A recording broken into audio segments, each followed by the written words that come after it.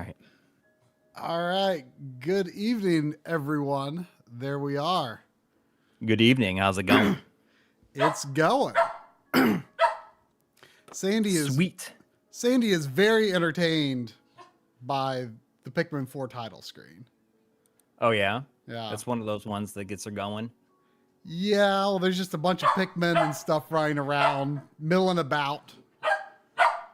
Like, the title screen changed once I got, like, a ways into the game. Like, it was, like, outside, and now it's, like, on a table. There's, like, Pikmin, like, carrying cookies around and stuff. Now it's in there? It's in that. Now it's on. Oh. I'm just going to break it out. I was going to try to make it a real surprise, but it's not. I got the party machine. And we are going to use it very sparingly tonight. You're having a hard time holding back on the party machine, huh? The party machine, it's awesome. It doesn't get better than this. I can even do a direct feed if it gets hard to understand me.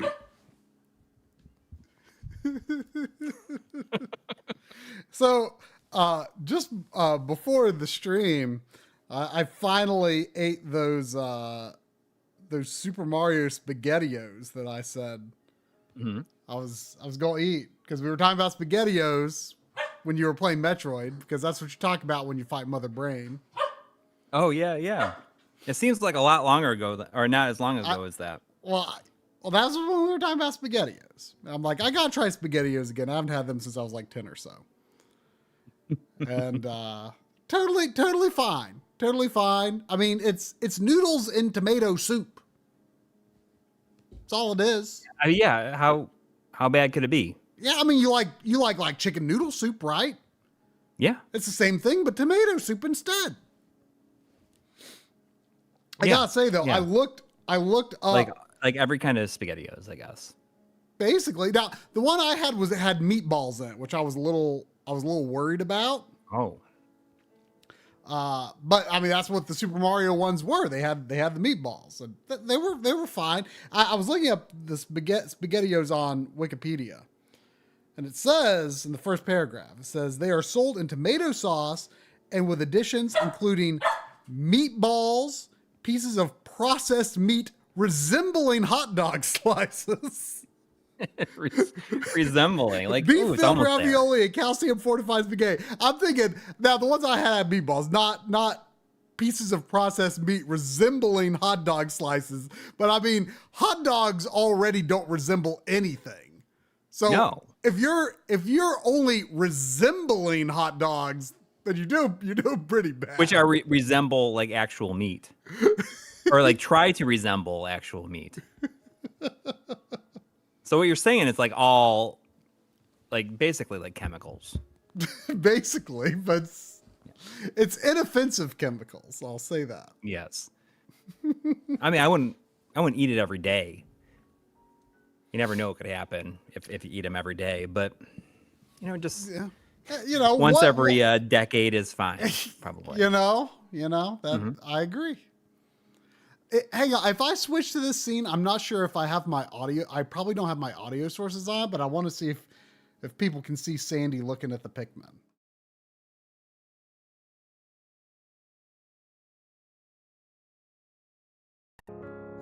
Yeah, there's no audio on that scene, but you can sort of see Sandy looking at the Pikmin. Yeah.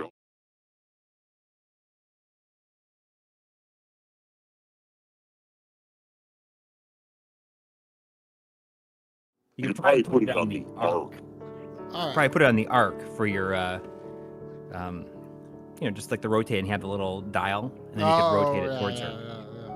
Well, but I don't want to have to fiddle with getting the camera back into position for this. But yeah, this is what Sandy's entertained by.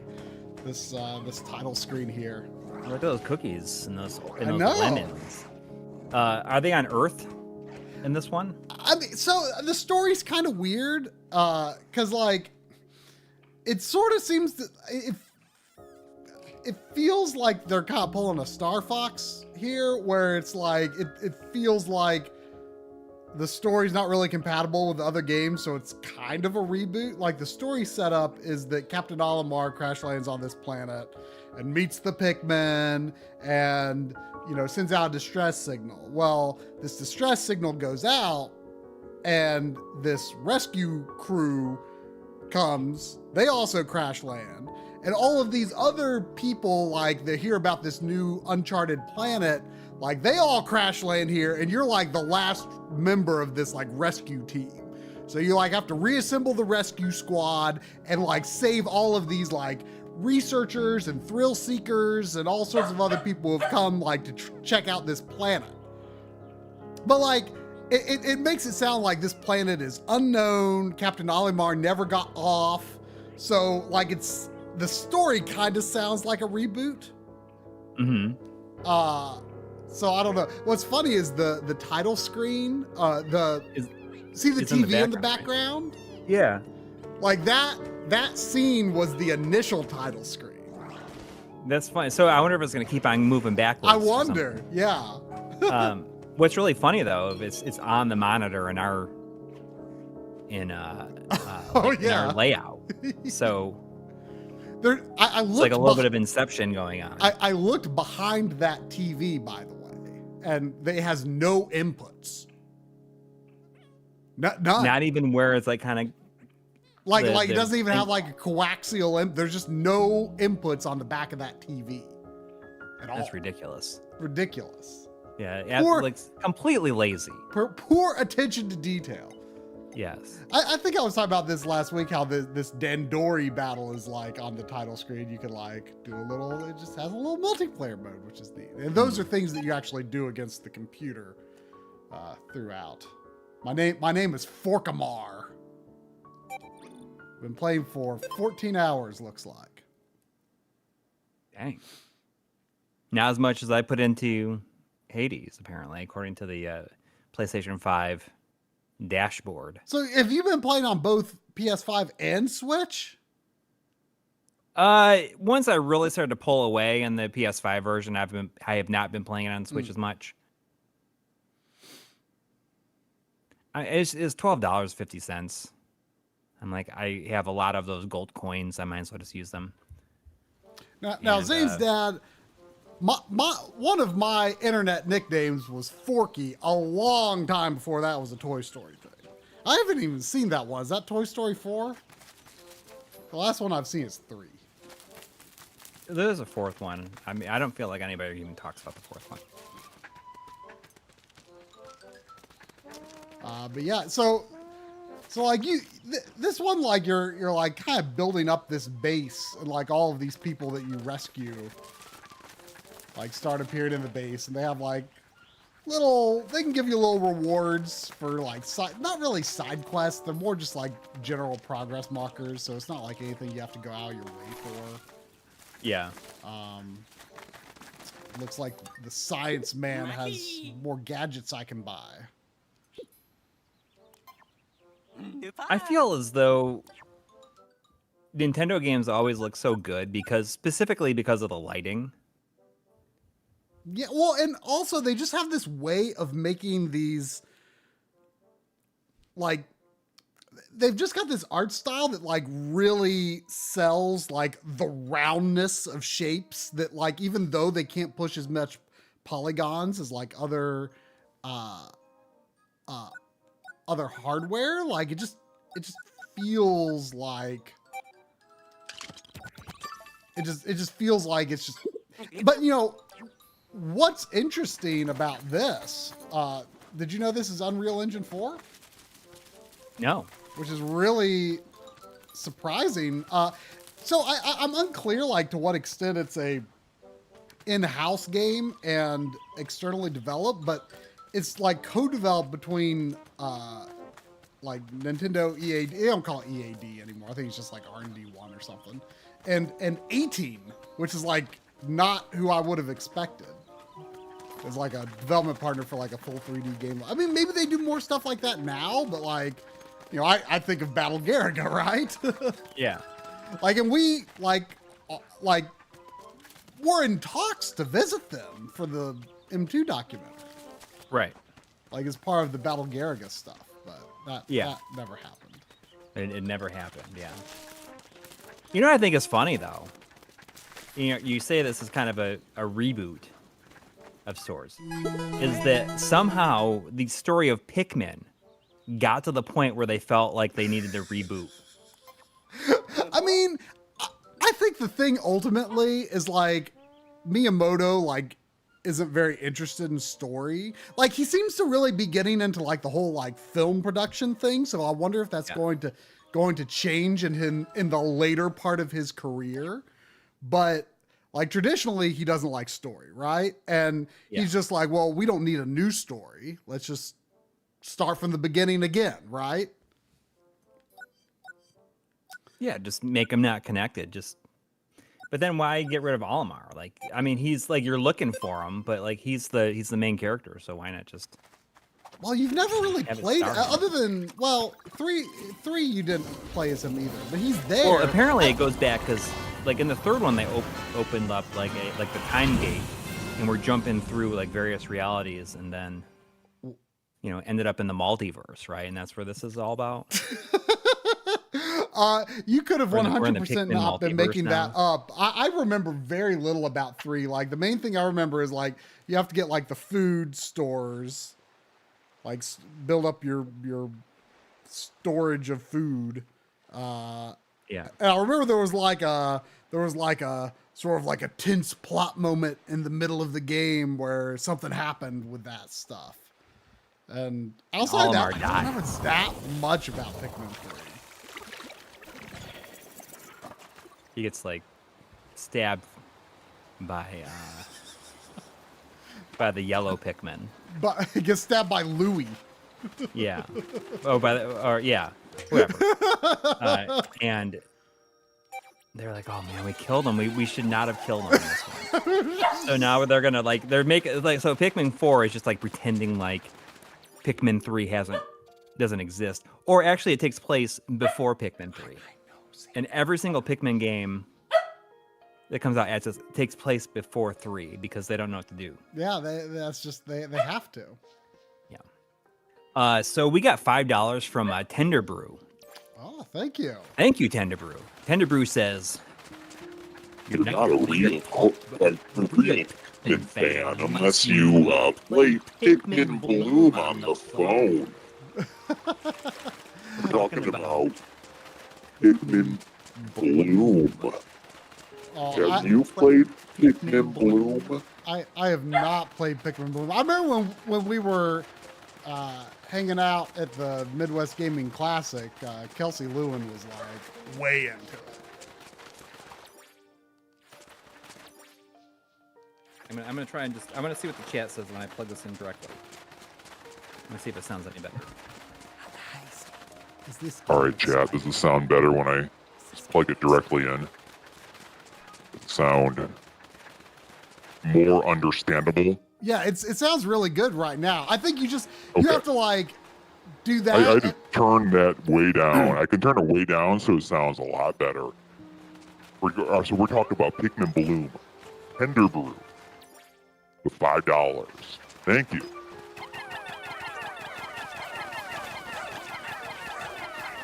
When I first called, I said, "Davidson is in the house." Davidson was born to be wild. Davidson. Sandy, your breath stinks. There's some other ones in there. You want to hear some of the other voices I can do? Sure.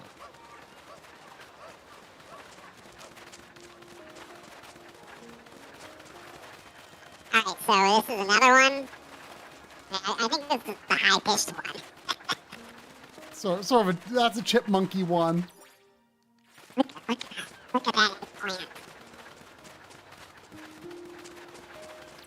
Is there another hidden one right here? How about this one? Is this a 30-year-old mom voice? That's more like Did you know there's that's over more like 150 Pokemon That's like the 22-year-old mom. The 22-year-old mom. That's like actually really impressive. Is it really? It's shockingly impressive. It's realistic. It's shockingly realistic sounding. It's like this. Oh, that's shockingly good. Shockingly good. I love it. I think people in the chat are pretty impressed. Yeah. I love it. And you know what? I can just talk into it. I can accentuate my voice also to help go into it. This is so weird. It's so weird. It's so epic and weird. That is like really impressive, actually. Now, yes. I mean, I can't really do like a Valley Girl, but you know, it's just really funny because it almost makes me feel like a whole other person when I know that I'm doing this. I feel like I'm just acting as a, you know, just being a whole other person. I feel like the inhibitors just come flying right off. Hitter Clark says you sound like RGB Karen. it is like the Karen voice. The Karen of the internet. He's saying Coury, more like Courtney. I mean no offense. My cousin is actually Karen. Actually Courtney. So it's okay. Let's try some of the other ones. I don't know what this one is. Maybe this is the robot voice. You're like the school principal on the loudspeaker. Can we get Captain Almar down to the office, please? Okay, how about this one? This might be just the normal one. Yeah, maybe it's just the blue one. It doesn't even sound like it's coming out of the speaker. It just sounds like you.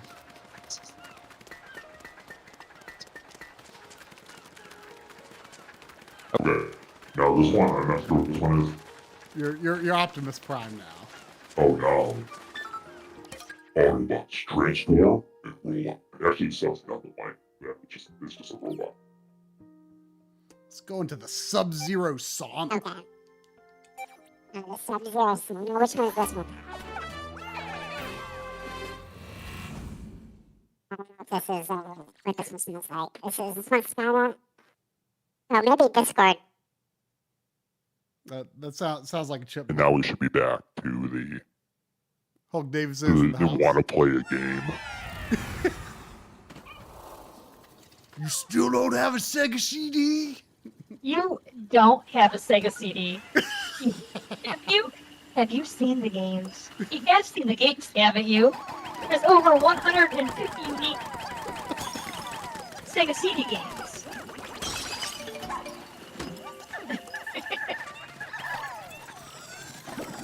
The deep voice is my favorite, but this one's kind of funny too. Oh, what is that? Answer, man. What is that? Is that poison? I think that's poison. There must be white Pikmin blooms in here. Here they come. Come to get you.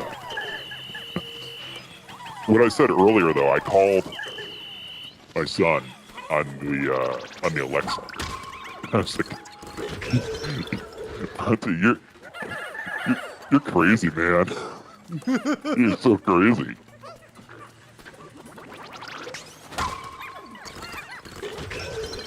My favorite thing about Ochi is that you can charge enemies with them.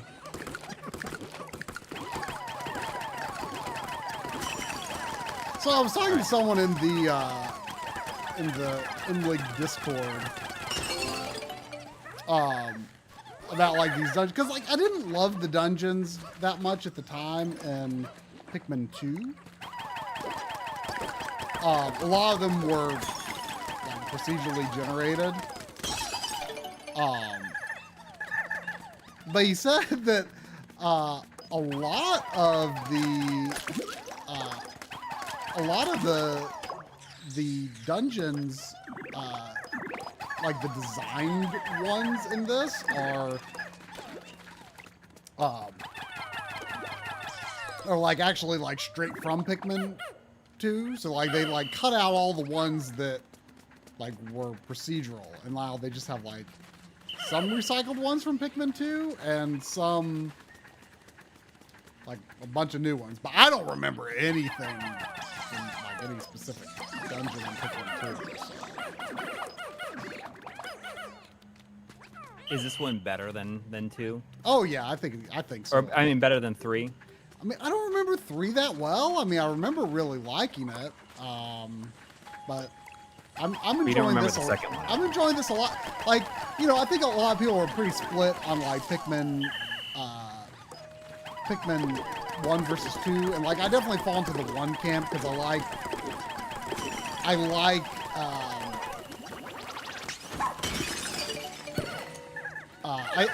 like the sort of the tension element of like the 30 days.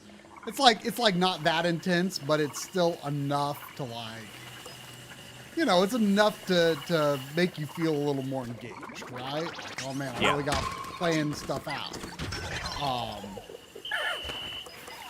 And so like, the random dungeon elements and stuff like that never set all that well with me in Pikmin 2. I liked it, but like I didn't even beat it right away. I mean, it was like I ended up restarting it like a couple of years later because I just like didn't finish it right away.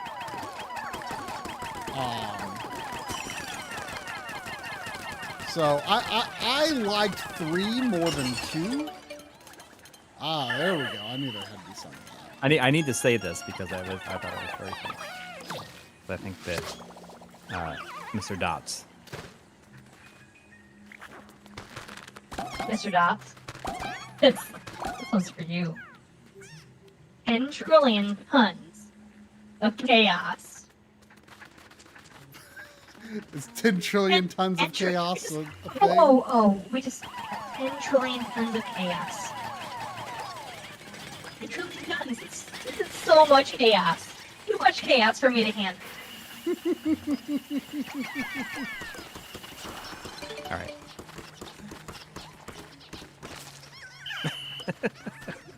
Can we just charge that? I've never played any of these. I've None had of them multiple times, but I've never played any of them. It's so stupid. Like, why? But I mean, like, I'm not gonna not get that Pikmin 1 and 2 on Switch that came out. I got it, but I haven't booted it. Mm-hmm. But I mean, I've played Pikmin 1 several times. I'll get those gold coins for it. But that's it. Alright. Looks good. Wait, is there what is that? 10 trillion tons of chaos. Is that what it says specifically? 10 trillion tons. What's 10 trillion tons of chaos? Isn't that from Nina Williams' Death by Degrees? Is what it said at the beginning. Oh, that's right. Something like that. Is it 10 trillion tons of chaos? Something like that. Some ridiculous, unfathomable number.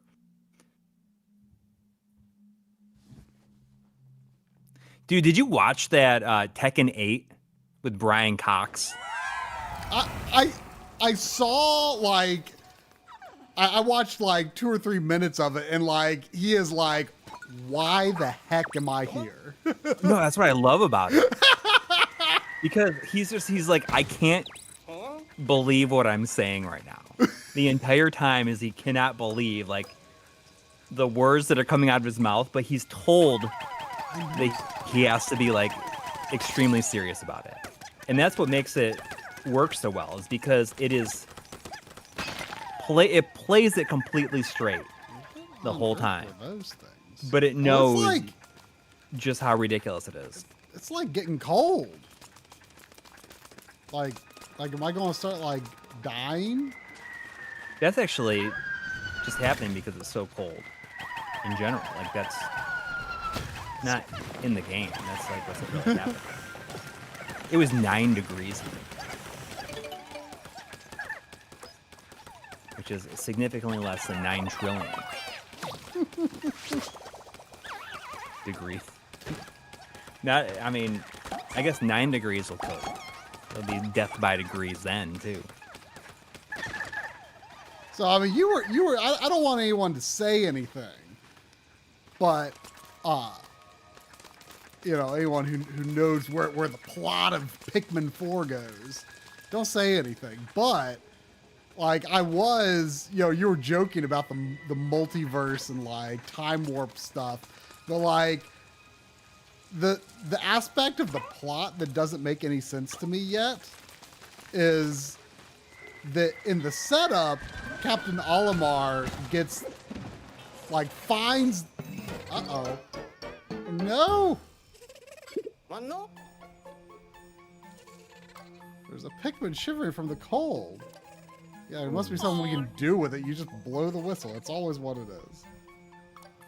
Just, you know, if your game series or movie series or anything has gone off track, if you just make a game that takes place in the multiverse, you can retroactively make those games that were considered bad good, or those movies that were considered bad good. Oh no! As long as your Not that. multiverse There. movie or game is good, it fixes it.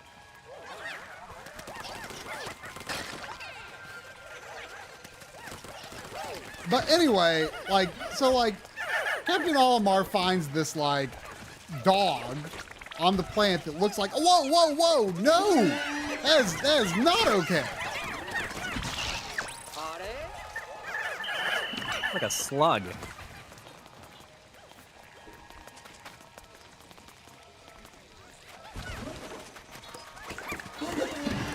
But anyway, like, he finds this dog or dog-like creature that's similar to Ochi, who, like, Ochi came with us. So, like, Ochi is, like, from the you know, the Olimar space people. So why did Captain Olimar find a dog like that on this planet? Like, there's some sort of plot development thing, because, like, Ochi now has, like, a leafy tail, and they're like, why is this? So Well, now that's part of the I'm plot. wondering, what if Olimar's dog is Ochi from, like, what if later in the game Ochi falls in a time warp? And, like, What the if? dog that's with, although Ochi is male and Olimar's dog is female, so maybe they're not the same. But I'm like, what if there's a time warp? It could happen. Yes. In this one, yes. If they want to, you know, that'd be cool if that's like what they did. It would be cool if there was some sort of time, because that's the only thing it makes. Like, it doesn't make sense. Like, why would this dog, that's just like, oops, there's Pikmin froze. I mean, why would there be a dog that's just like the space people's dog on this planet? That doesn't. I don't know. Doesn't make sense. We got another $5 from Tender Brew. Thank you. Thank you. Oh wait. Oh, thank you.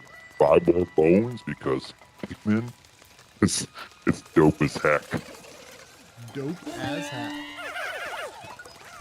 Dope as. How? Do I need to? Is it okay if I read some, like, most donations? If you don't want me to read your donation, if anybody donates that, you know, like, because of the voice, if there's any specific voice you want it in, let me know. This is. Oh, maybe if I get rid of all those ice cubes, maybe. I think it's only a matter of time before there we get we a go. Star Wars multiverse movie that fixes episode 7 and 9. I think it will happen. Eventually, it will happen. That, well, yeah, but what could it possibly have? I mean, how could it happen? Like while the rest of the crew are still alive, the cast. I don't know. With AI, maybe Yeah, AI. but no one's gonna be happy with that.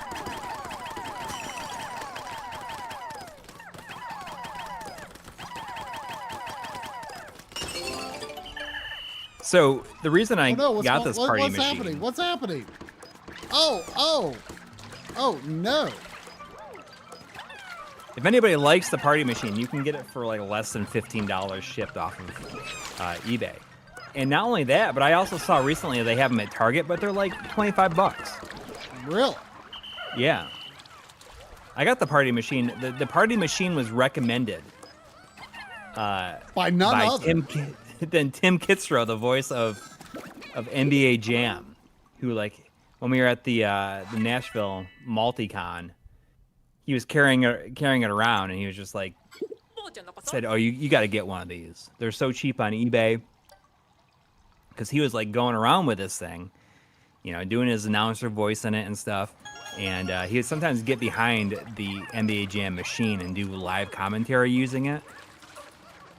But I immediately went on eBay and bought it. And then I got it, and it sat here for a little bit. I never like really did anything, so we put it away and brought it out on Christmas. And it was like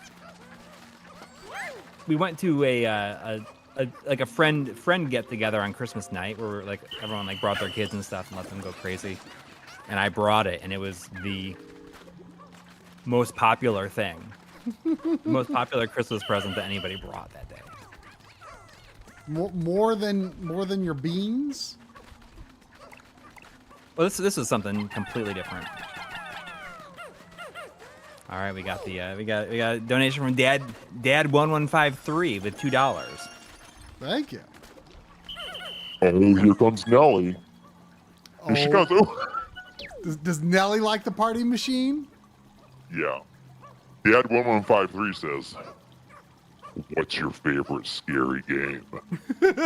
What's your favorite scary game? I mean, that's not really Nelly. the Ghostface voice, but Ghostface voice is like it's like that, but it's like a higher pitch too.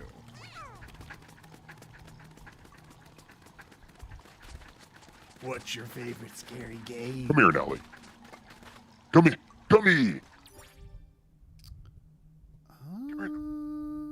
There must be an. Nelly really likes it when I roughhouse with her. There's probably another treasure here. Thank you, Dad1153. Come here now.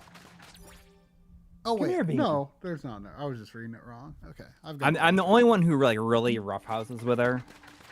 Like I will like push her back, and she just gets way into it. Oh Yeah, I mean it's not really close to a ghost voice. I just think it sounds like. I don't really know what it sounds like. It sounds like Hulk Davidson kind of. Yeah, I mean that is what it sounds like. What is your favorite scary game though? I mean, probably like Resident Evil 2 remake. I mean, I don't know if they're. I feel like the beginning portions in VR with Resident Evil 7 was the scariest Oh yeah. I've ever been. Scaredest I've ever been while playing a game. I mean, not that I necessarily think. Not that I necessarily think that is the scariest game, but I mean, Resident Evil is not the scariest series, but it is my favorite scary series. Mm-hmm. Oh boy, there's a little bit of a boss here. Trying to think if I played anything that like really scared me. Like outside of that. I mean, you said that was true. Like Amnesia was really scary. Amnesia was really scary. Well, you know what else was? I have like 1 and 2 on the Switch. You know what else was pretty scary that I never finished?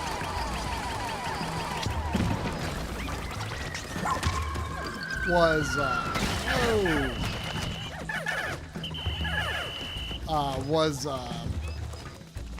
Outlast? Yeah.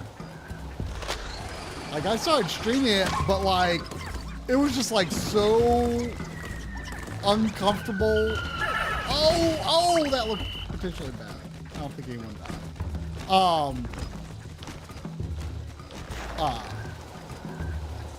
But like, trying to like finish it off stream, like totally by myself, like it was, man, it was pretty intense. Yeah, it really scared you. Yeah, I did not get around to finishing that. I feel kind of bad for this bug. It's so vulnerable when we close the thing. Feel bad for what? For this bug thing. It's so vulnerable. Like, you know, if it tries to like open its wings, I would assume those are wings, right? Yeah, it's like covering in this, got this big red squishy spot. Yeah, that looks more pink on the screen. Wait, they gave. Oh, are they just colored? It looks like a brain. Like if you touch that, it would definitely hurt really bad. Wow, why can they?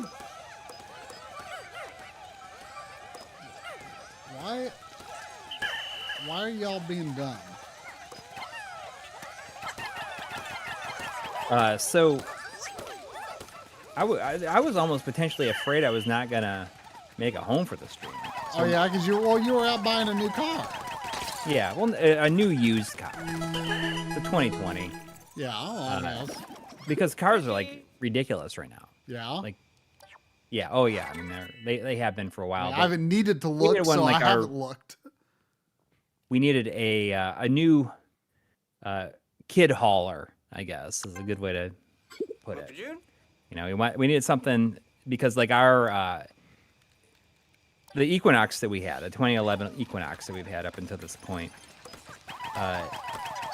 it needed to have like a ton of work done. Like the transmission needed to be like replaced essentially, and that like essentially saying it's like it would cost more to do that than the car is actually worth. Yeah, I mean that happens to every car eventually.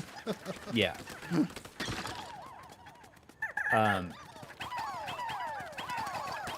But you know, we were looking at stuff. You know, we were kind of looking around for a while, or my wife was really looking because like this is her main car. Would be her main car. So we ended up getting a Nissan Pathfinder, which you know, I didn't really know too much about. And it seems pretty good. Like my wife really wanted a third row, for in case like we're taking friends' kids someplace or something like that. Oh, 3 rows! Wow. But the back row goes down and just gives you more like trunk space or back space. Is either that or an Odyssey, like a Honda Odyssey, which is like a minivan. I'm like, oh, I don't know. Not that it matters. But. You're not ready to you're not ready to just like fall into the stereotypical family vehicle. I mean, if it's gonna happen, like now would be the time. And I think that we test drove an Odyssey, and it was just didn't feel as good as the Pathfinder. So. We ended up going with the Pathfinder, and it took like all day. Yeah. We got there at 1, and we got home at a little bit after 7. Like it took all day. You know, I don't remember if this was in Pikmin 3 or not, but one thing that threw me off a lot at first is not having like the see in the first 2 games when you move the right stick, like your Pikmin like go in this like direction, like relative to you. It was really good for like charging a certain direction or something. But you there's similar things that you can do as you keep going. I mean, the game, like the first couple of hours were like pretty tutorial heavy and a little slow, but like once the game opens up a lot more and gives you a lot more flexibility and you know where you go and what order you choose to do things in. Contemplation. All right, we got a $5 from Blade Blur. Oh, thanks. So I wanted to give a big old thanks to Blade Blur for his $5 donation. Thank you. And Blade Blur says, wanted to give you some support for all the effort you put into your work. Thank you. Thanks to you, I have a new found appreciation for Ridge Racer 7. Thank you, Blade Blur. Enjoy Ridge Racer 7. Yeah. Like I'm trying to sound as momish as possible too, like with the way I speak.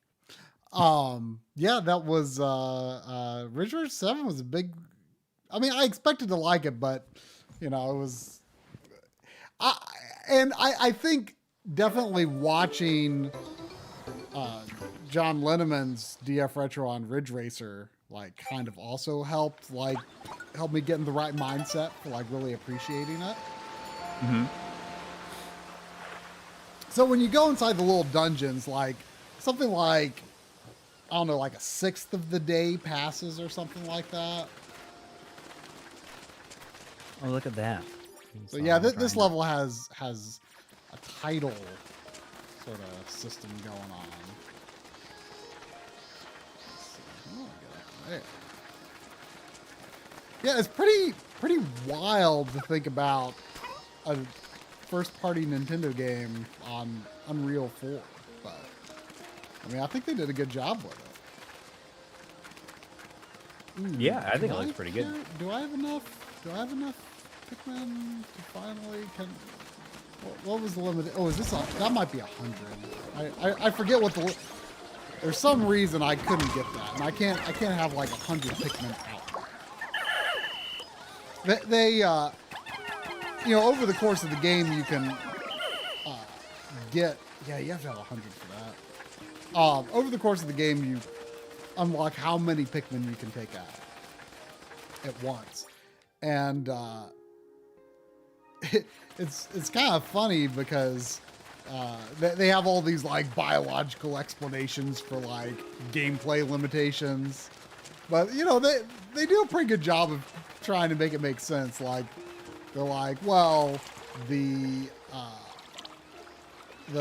you know, it's like a defense mechanism. You can't, they won't have that many come out of the onion because like, you know, they can't risk their population being wiped out. Oh, interesting. Yeah. So I killed those fish right there on another day, and they like their bodies were still there. So like enemies that you kill in the levels are like mostly stay dead, but like I didn't pick up those grapes. Yeah. I wonder if they're cotton candy grapes. Cotton candy grapes? Yeah, it's like these kind of grapes that are that taste like kind of like cotton candy. I think they're kind of gross, but they're a thing. Huh.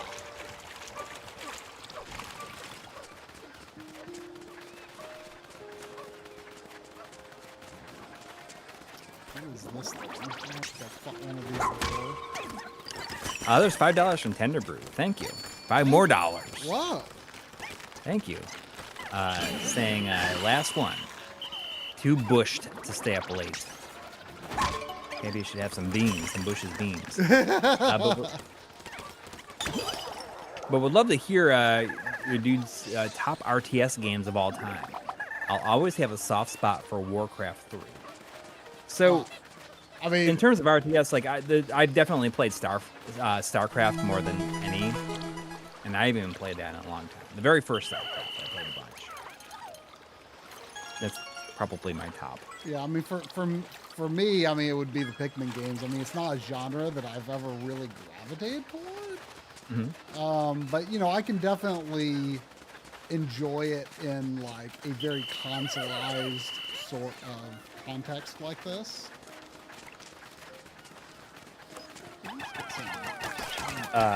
In college, I did play a little bit of Total Annihilation, which I thought was pretty fun. My roommate in college was big into RTS games. Yeah. StarCraft. I mean, more like That might have been after. more like That may have been before. more like Civilization and Okay. I forget what the other one was. Yeah. That kind of stuff. Has anybody played those the Homeworld remasters that came out? Homeworld 1 and 2 on PC. I saw it for a while there on Steam. It wasn't that expensive for like the remasters or remakes or whatever. I know there's a third one. Anyways, there was $2 from Jonathan Hinson. Oh, thank you. As always. From 9 minutes ago. Sorry, I missed it. From before Blade War. Thank you. Saying atmosphere / vibe, gameplay, graphics, soundtrack. How would you all personally rank these in order of importance in a video game? Okay, so you got. What were they? Hang on. I'm getting my pad and paper out. This requires a little bit more effort than that. Okay, so you got atmosphere / vibe. You have gameplay,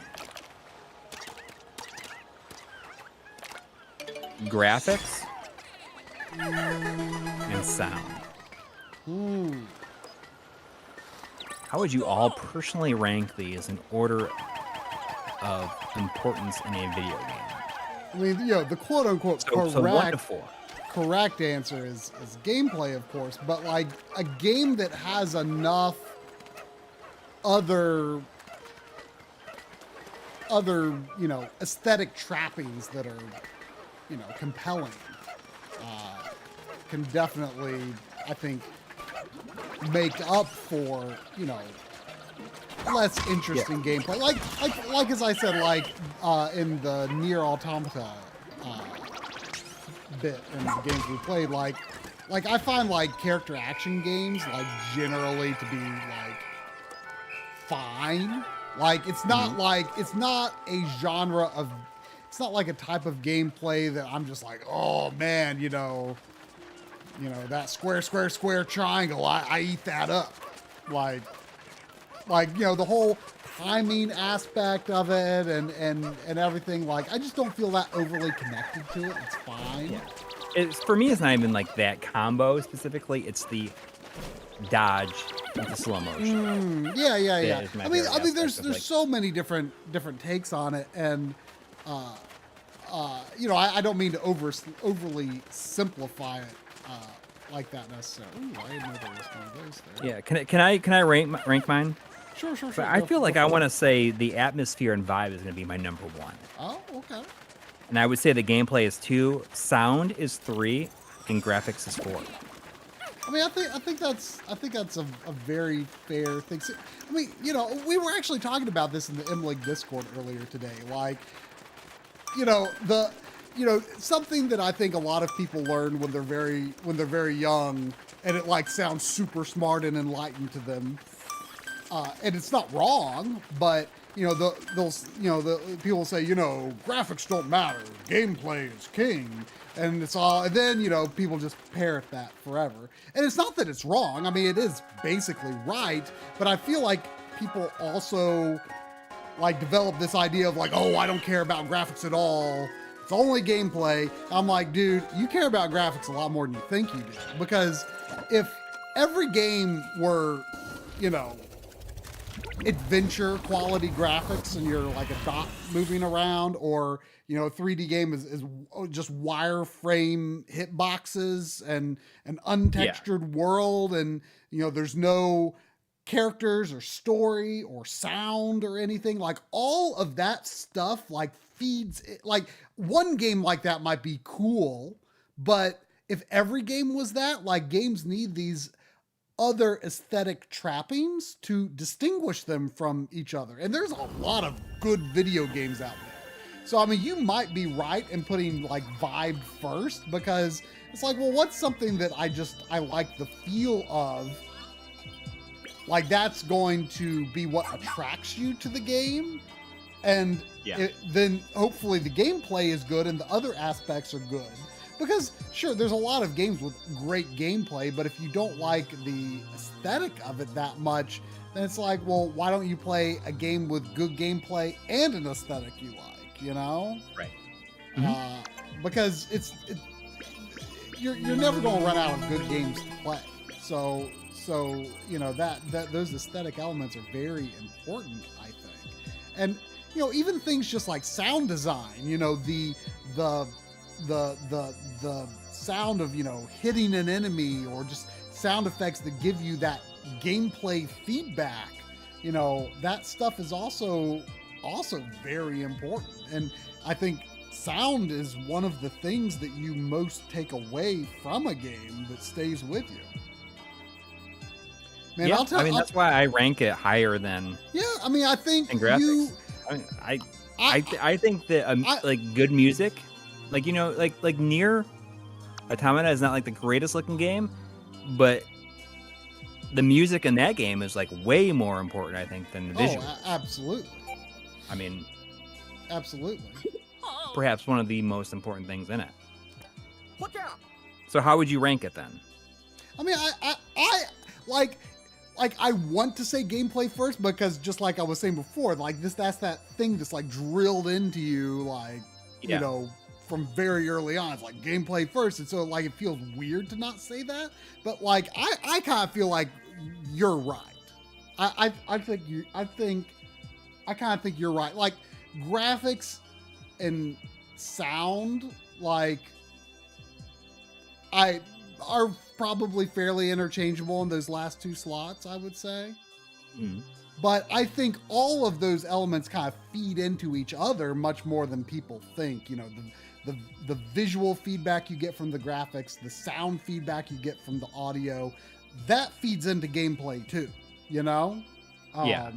So all those elements work together to make a greater whole, right? You know, so they're hard to rank.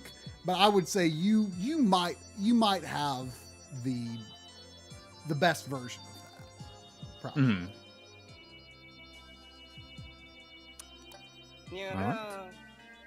There was $9.99 from Tony Escobar. Thank you. Saying HNY, or Happy New Year, I assume. That's what it is. Happy New Year. Love the EOY. Love the EOY video, end of year video. Try if you'd only played the Saturn Lunar. Just kidding. Playing Super Mario RPG on the SNES. What do you think of the mini games? Driving me nuts. Planning Final Fantasy VI next.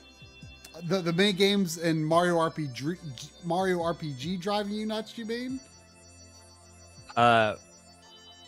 Yes. What do you think of the mini games driving me nuts? I mean, there is like the casino, which is like super annoying. I didn't do that in the remake. There's like the Beetle mini game. I remember using the ASCII pad for that to do turbo shooting. Ooh. Yeah, so that would be a little tougher to handle on the Switch.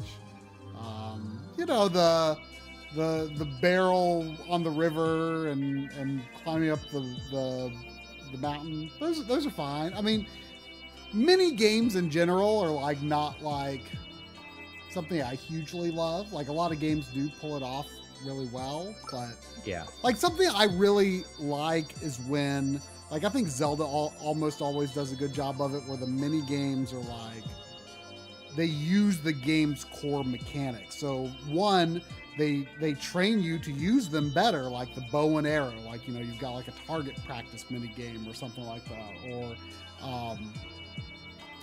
and you get, you know, very compelling rewards for them as well, like pieces of heart.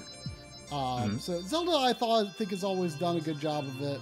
Final Fantasy sometimes does a pretty good job of it. What about the squatting mini game in Final Fantasy in both versions of Final Fantasy VII? You know, I actually got. Is that your favorite mini game? I actually got pretty into it in remake is fine. In remake, I was very determined to win. Yeah. You haven't played the Yuffie DLC, have you? Yeah, I played it. Oh, okay. I don't remember almost anything about it though. I thought Fort Condor was like awesome in that. Like, I was really surprised.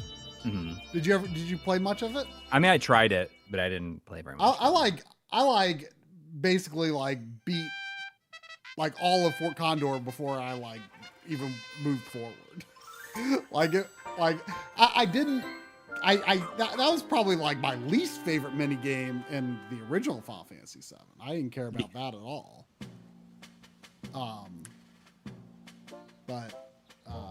But in the Yuffie thing, I really liked it.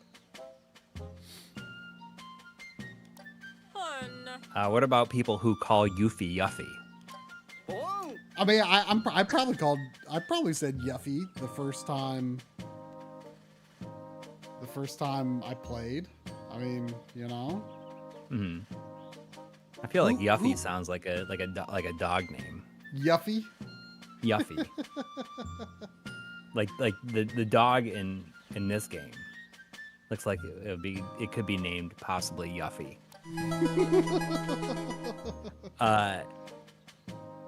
There was $2 from Guilherme Rovida. Thank you.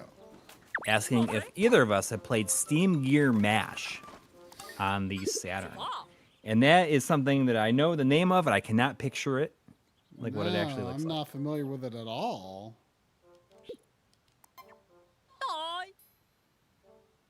Let's talk about Steam Gear Mash. That's a funny name. Sounds like a dog name, kind of. A dog. You mean like a really convoluted dog? Like if I ever got another dog, I'm gonna name it Steam Gear Mash. I can call the dog Mash for short. This is my dog Steam Gear Mash. That would be really funny to see somebody's reaction to that. What's your dog's name? Oh, it's my dog, Steam Gear Mash.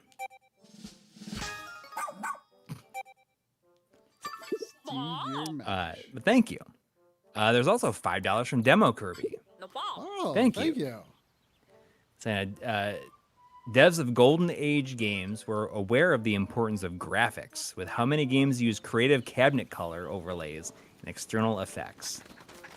I mean, like the Space Invader stuff, right? Yeah, I mean, and not only, you know, I mean, same thing with today. I mean, it's part of what attracts you to the game in the arcade, and you know, still today. Like, you know, it's not that the graphics have to be amazing, but there has to be some sort of character or personality or something to it that makes you curious about it. You know, I mean, the gameplay might be what makes you curious, but you know, by having all of these other aesthetic elements, they can cast a wider net that will, you know, keep people's curiosity and draw them in. Oh, look at that. That's funny. I haven't noticed this before. Look how, like, there's the depth of field effect, right? But when you see, like, what's behind my space helmet, it's sharp. You see that? Oh, interesting. Like, so I don't like magnifying it, or is it just like it can't handle the... I'm guessing it's a technical limitation, but yeah, part of me wonders if it is like intentional. Like, it looks kind of cool. I suspect it's more of a technical limitation though, but maybe it's not. I don't know. What if I started streaming on our Twitch channel with no camera, but just using the mom voice on the microphone? You could be a VTuber. I know, but like you never see me. You just hear my voice. You think the people would fall for it? You should do that. You should make a new Twitch channel, and only use only the party voice machine and see how long it takes anyone to figure out that it's you. Well, everybody here now is gonna know. Yeah, but you'll be a new channel, a new no-name channel on Twitch. How are they gonna find you? It's gonna take some time. Yeah. My life and well, isn't that nice? Isn't that nice? I'm gonna look it up right now. I'm gonna things that moms say.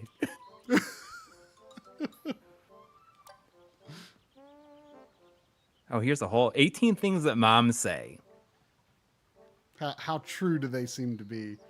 Is this things that youngins today are saying that moms say, or are these things that moms said when we were kids? I don't know. Here's 125 plus best Mother's Day quotes. These are not very good. That's just about moms. What is it from Final Fantasy 13? Moms are strong. Moms are strong, you know. Is that what it is? Oh, moms are tough. Moms are tough. Maybe that's what I should call the channel. Moms are tough. Moms are tough. And it's just like using the mom's voice on the party machine, and people would be like, "We've been hoodwinked," when they find out that it's just some 45-year-old guy doing it for a laugh.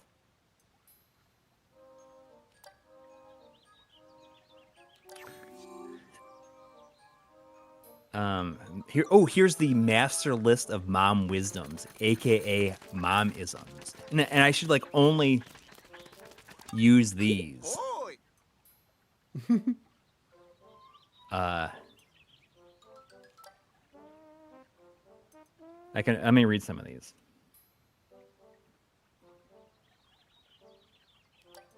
Okay, I'm gonna try some of these. Okay. That's like so impressive. I can't believe how. Don't make me get up.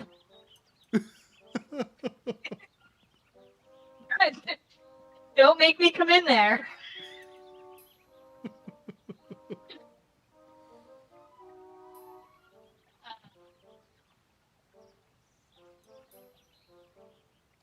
So far. Who do you think you are?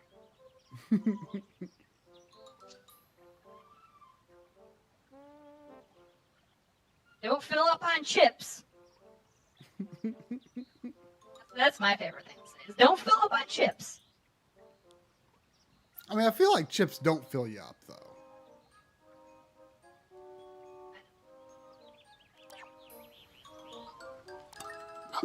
I'll treat you like an adult when you start acting like one. I don't know what it is. I don't know if it's the way you're talking into it, though. You now sound like your older cousin is babysitting you. You don't sound like a mom anymore. You sound like. Oh. So if I talk a little bit. You were kind of sounding more like the 16, 17-year-old like babysitter. I see. Okay, so if I gotta take the edge off. Let's see. Turn that racket down. I don't know is not an answer. Yeah, you're getting the mom back a bit now. Yeah.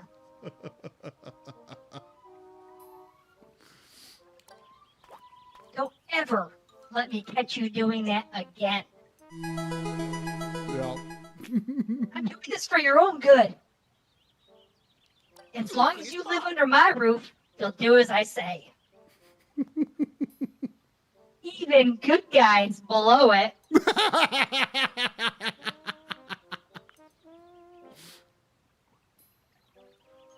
You need to like you need to use the party mic for like that voice on like one of your hosting segments for the games we played in 2024.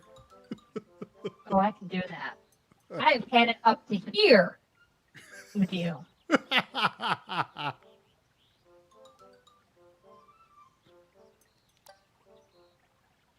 Where do you think you're going?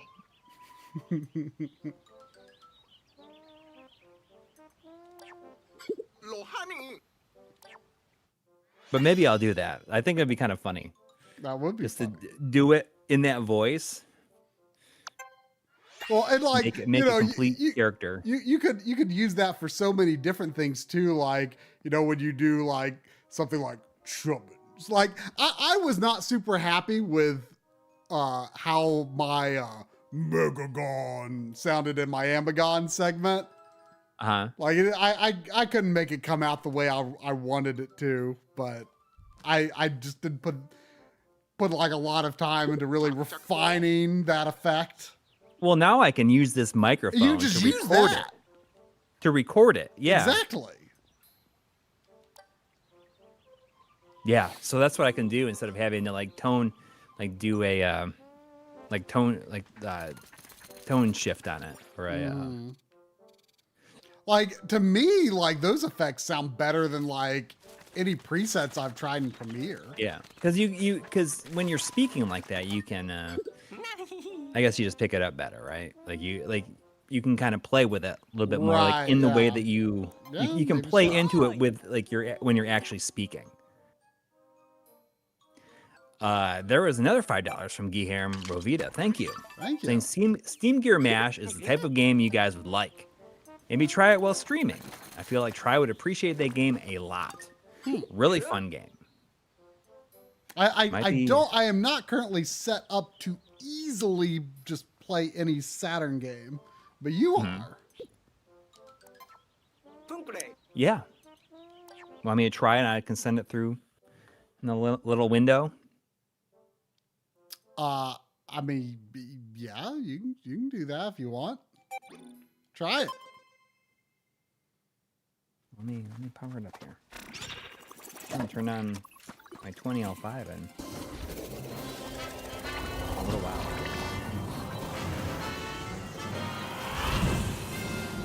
Fade into existence.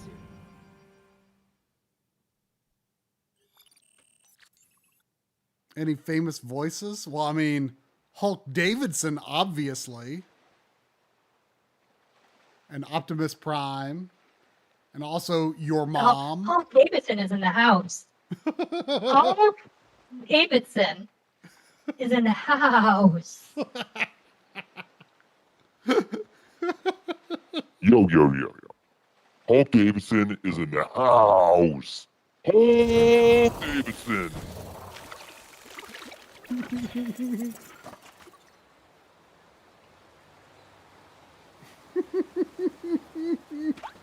I mean, it's not a your mom joke. It's just what it is. It's just what it is.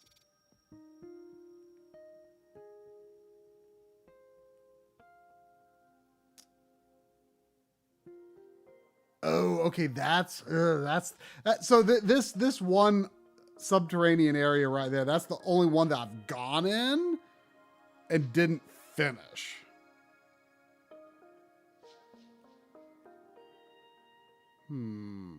Let's see. How do you get to those things?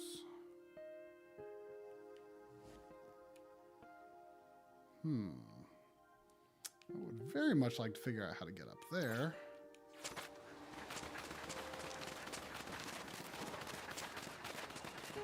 Oh yeah, survey drone. I have that. Thanks for reminding me, Captain. Although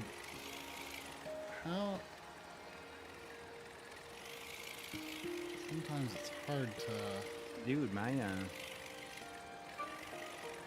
there's nothing coming on my 20L5 here. Uh-oh.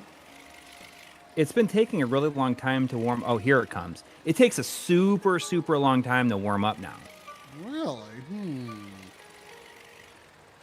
Yeah, I mean, it's never taken this long. I mean, that's gonna take. Oh, I forgot It to probably get takes Pikmin. like a couple minutes, or like a minute and a half to like fully come in. Does That's that seem like? It's kind of scary.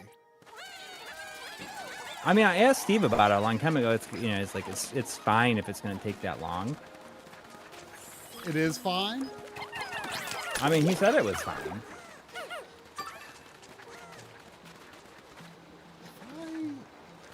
Could I push that if I had yellow Pikmin?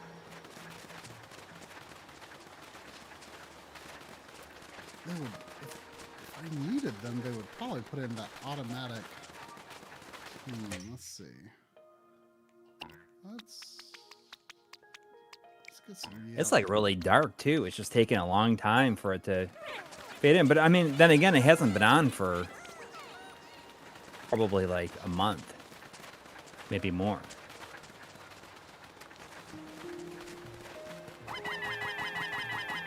Oh, come on, y'all. Come on, y'all. You can do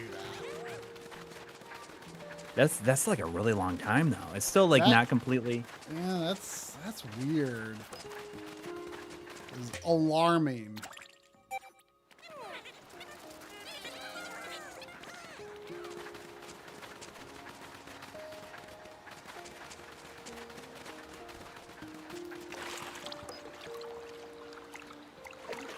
Yeah, it's like not.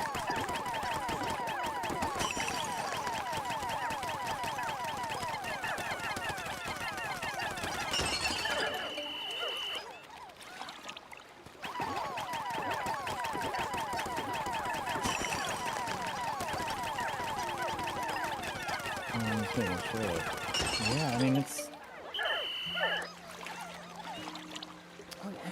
I just got a cap change in 2020 probably. Let's see.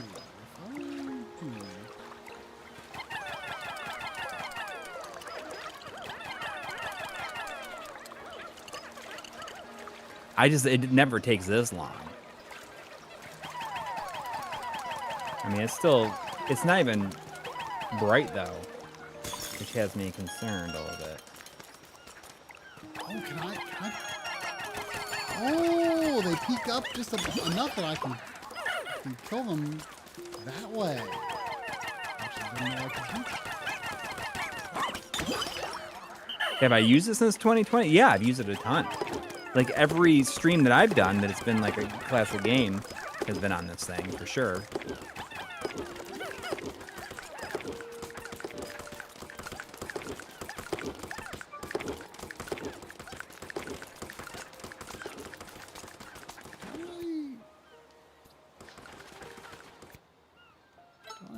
I don't know if this is as deep, as bright as it's going to get.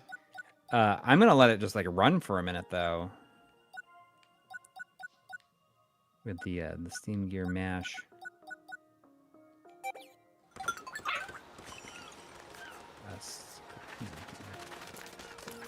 Let me turn on my 14. No, I just want to see. Don't do that actually, Uchi. Don't do that.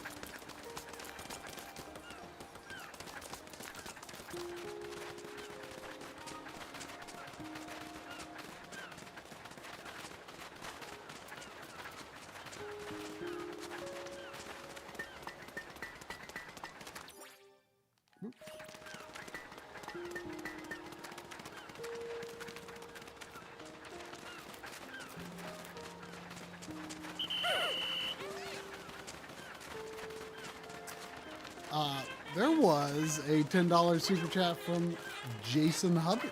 Oh, Corey's not. Oh, you there?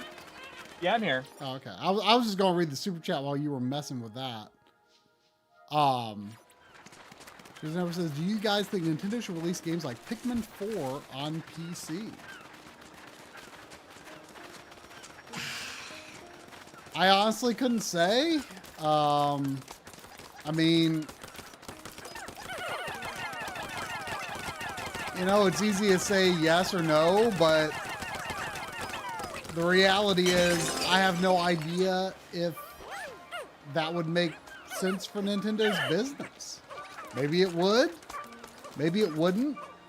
I mean, as wrong as it would feel like if, you know, if Nintendo started releasing versions of their games on, you know, Xbox or PlayStation. It would feel really weird, but I mean, if it was the more powerful hardware, I would buy those versions. But whether they should or shouldn't, you know, I mean, I personally do not care either way. Sure, you know, they could be running the games on more powerful hardware, but I mean, it I don't know. I just kind of see like the current situation kind of is what it is. I'm not like up in arms about, you know, like, oh, you know, I wish, you know, need to be able to, you know, whatever. I don't know. Like it's not a big deal to me. But if they did it, you know, if that did make sense for their business, cool. If not, Okay, so this is warmed up now. Like it's bright.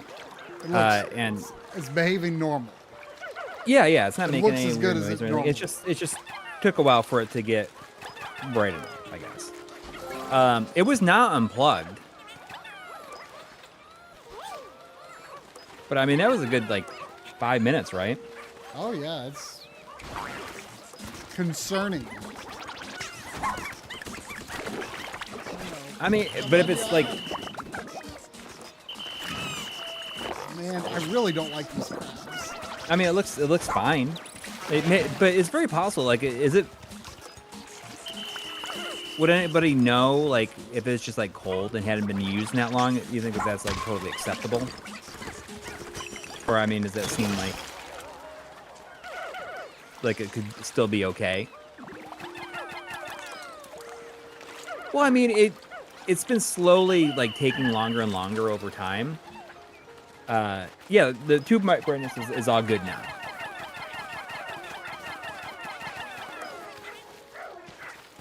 And you know, like I said, I probably have not used it since I want to say like November, maybe earlier.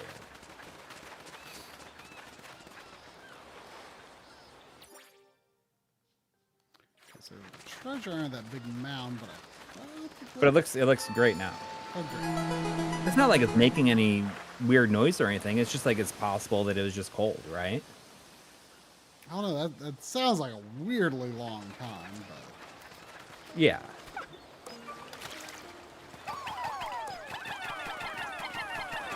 Replicant says, I've watched a lot of Steve's videos over the past few months, and yes, slow boot is a common thing when cold booting, especially between long periods. And I mean, yes, it's definitely cold. I mean, it's very close to the wall down here. And is the wall cold? oh, it's awesome.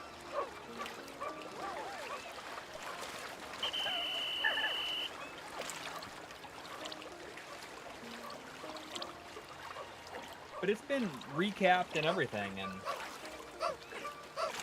in 2020, Steve like recapped it. There's a video on it.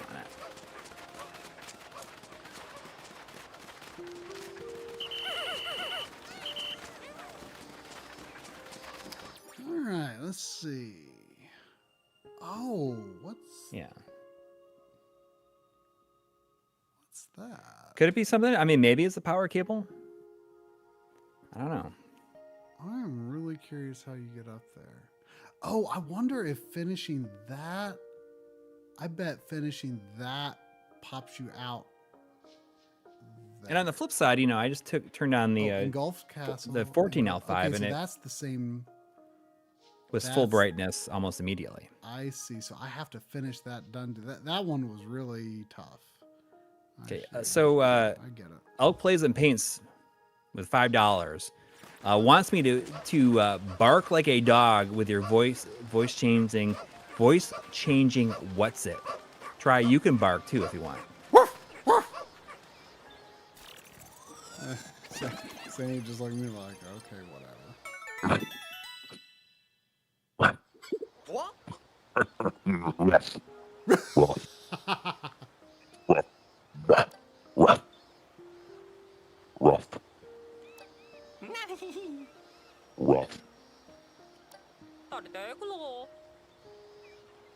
Arf. Arf.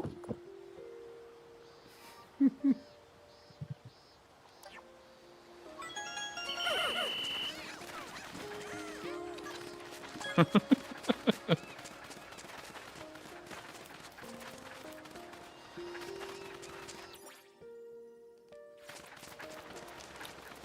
there's something else over there?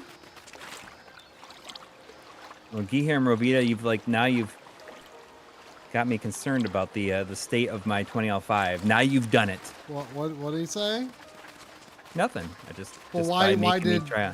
why did he get Because you concerned? because Giham kept on bringing up Steam Gear Mash. Oh, The only reason I turned it on is because I was gonna. It's like perfect now. It's like not making any weird noises or anything. I just think it's been a long time since I used it, and I will try to turn it on tomorrow and see if it gets better.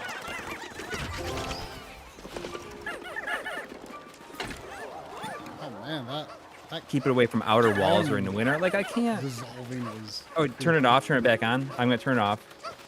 Turn it off and see if it comes right back on. I'm turning it back on now. Right, pressing it right now.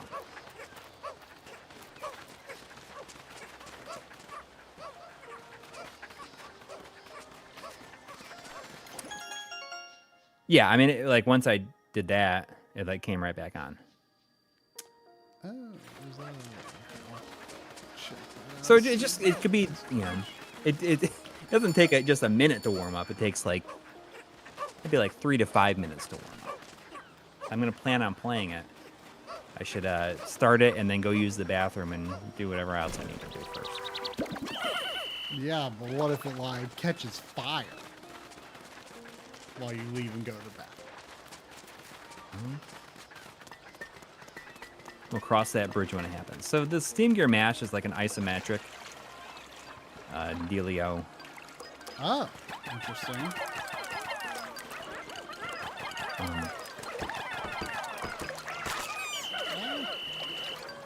Let's see if I can do this.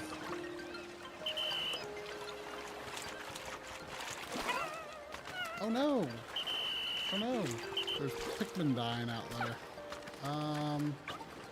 Okay.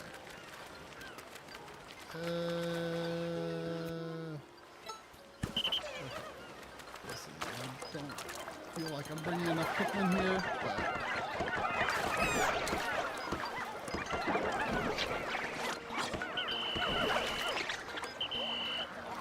What is the temperature in the room right now? I don't know. I mean, it's cold. Cold-ish.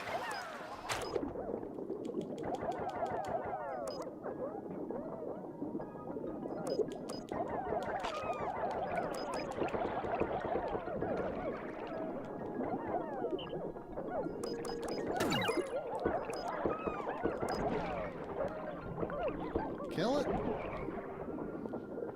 Kill it with fire.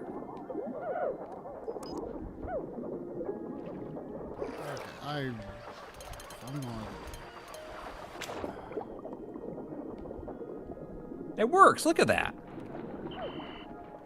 Oh.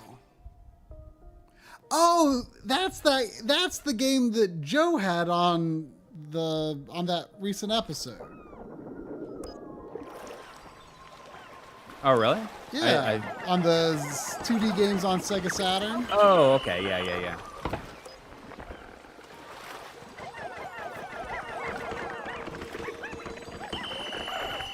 Oh!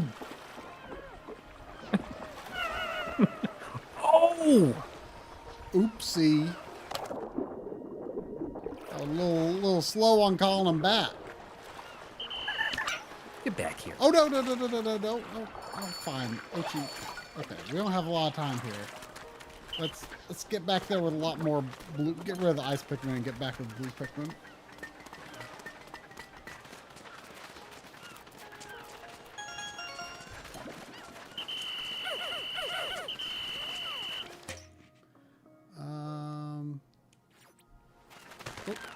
So yeah, I mean, I'm assuming that it's just because it hadn't been turned on. I mean, I'll try it tomorrow, but it could be like the cold, right? Sure. I mean, I don't feel particularly worried about it, unless the people in the chat say I should be like panicking right now. I mean, you know, I've been thinking a lot lately about how I kind of prefer like the 20 L2 or the 20 M2. Yeah, yeah. I really kind of do. Just something about how it looks I like better, especially for 480i, but also for 240p. Yeah, you know. Come on. Half of me thought about like, oh, I should put this over there. And come on, y'all can do this. Y'all can do this. Come on. You got time. At least get it out of the water. They bought a copy from Japan 2 years ago, paid $35. I assume it's real expensive now. Oh no, what the heck are you? Why are you fighting things? I'm just horsing around here. I'm not even. Oh, what? Whoa, what is all that stuff? Okay.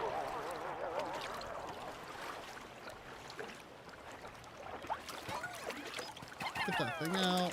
Get that out. Gonna go stage 1. Come on. Can we at least get this banana off this cliff? That would be nice. I'll get that banana off. You can do it. Get... Why can't I?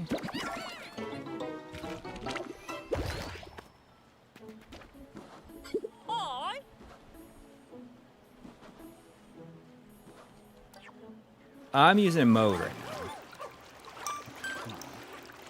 Okay, where are... Oh, I bet if I go outside now, it'll be different, right? Pikmin there. Come on. Get up here. Oh, crap. Maybe I gotta go to 2. Oh no! Crap, I jumped off Uchi on accident. Come on. Okay.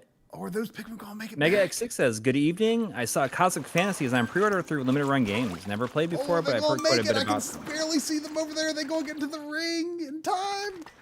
Whoo! That was close.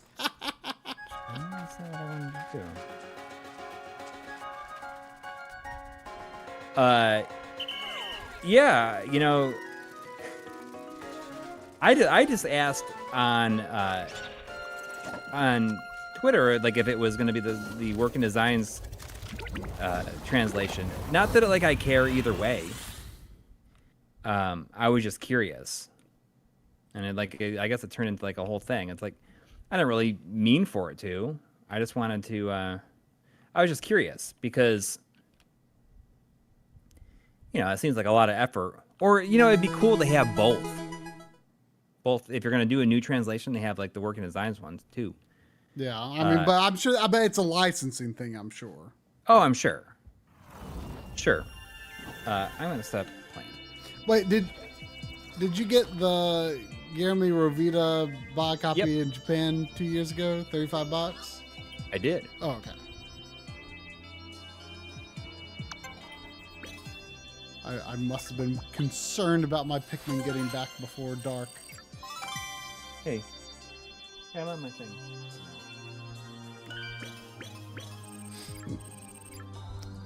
Mystery squish fish. No. Do you have a question?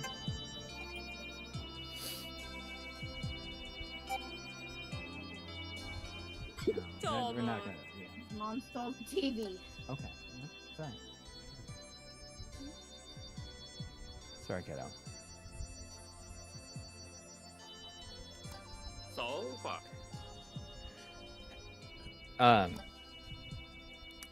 Yeah, I have no idea if what this translation is going to be like. And it's such a weird thing, and I think you said it like really, really good in the in the year-end video, like your assessment of Working Designs. Yeah. And I think it's interesting because I wonder how many people play a game with that translation now For the first time. and is like, this is great. Not many, probably.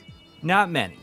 But like, but I can completely understand like why like you know a kid growing up in the 90s would be like in love with it. absolutely. Especially given that there weren't a lot of other people putting out games like that, period. And Right. you know, the fact that Working Designs like really tried to connect to the customer with their little like notes in the manual and stuff like that. I mean, they carved out a super interesting niche.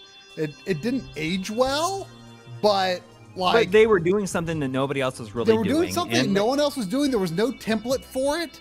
Some of the things Yeah. they did building that template were mistakes, and now they aren't part of the template anymore. So like, you know, the fact that they did what they did when they did it, I think was a good thing that moved us forward, right? Yeah, exactly. You know, they did stuff so that people today would know, like, let's not do this. Yeah, Or exactly. even try that. And that's fine. And we would, and they wouldn't have done that if they weren't just trying so hard. They really did try super hard and put a lot into it, you know? Yeah, and it's very clear It's very clear that that they're having a good time too. I think they're having a good time making it. Or making those, like, writing those scripts and translating it. Like, it was like a unique challenge. And, you know, they did something that nobody else really had the guts to do at the time. yeah. And that's amazing.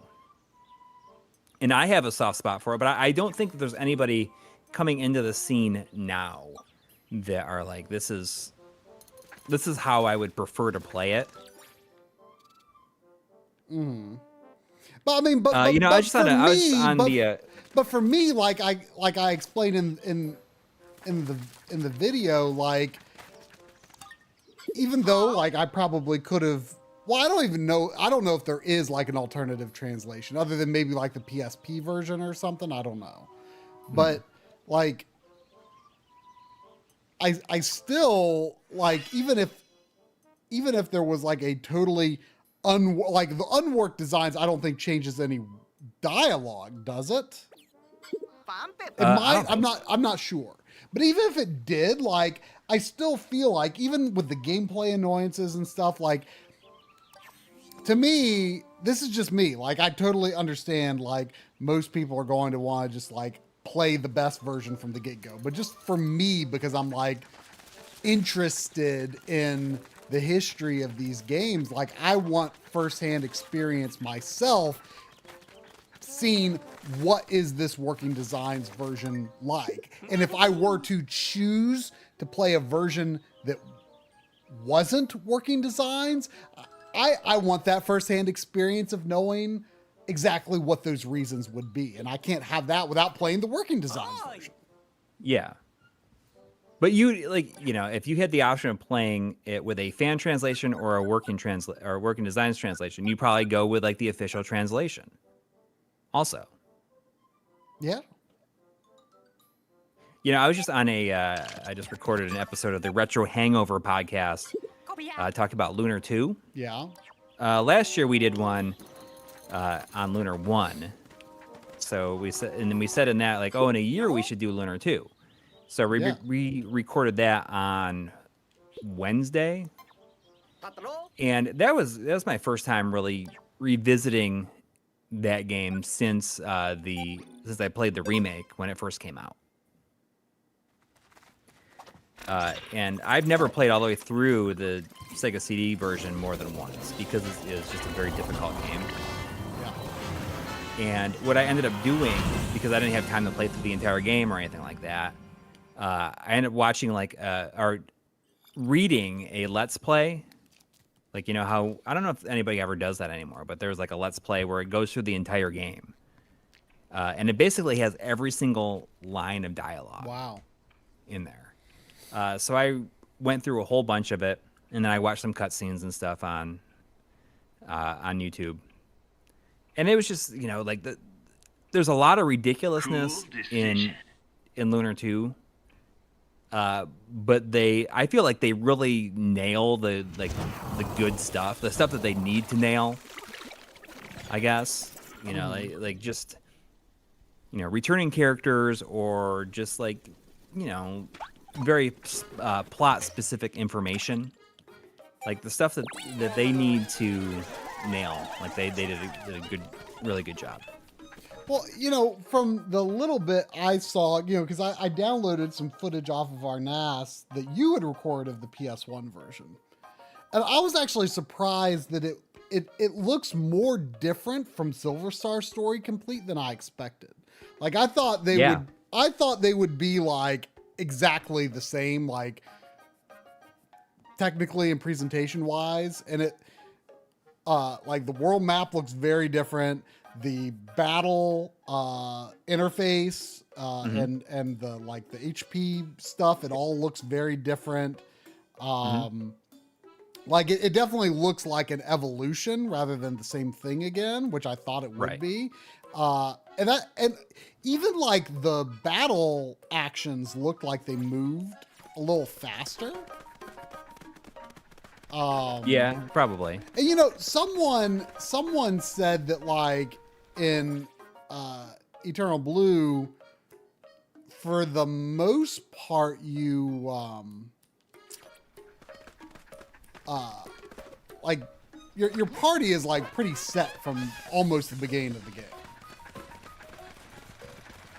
Yeah, well, as you get them, yes. People don't jump in and out. Here's Olimar's dog, by the way. He like Olimar apparently instructed him to guard this place for some reason, or her, and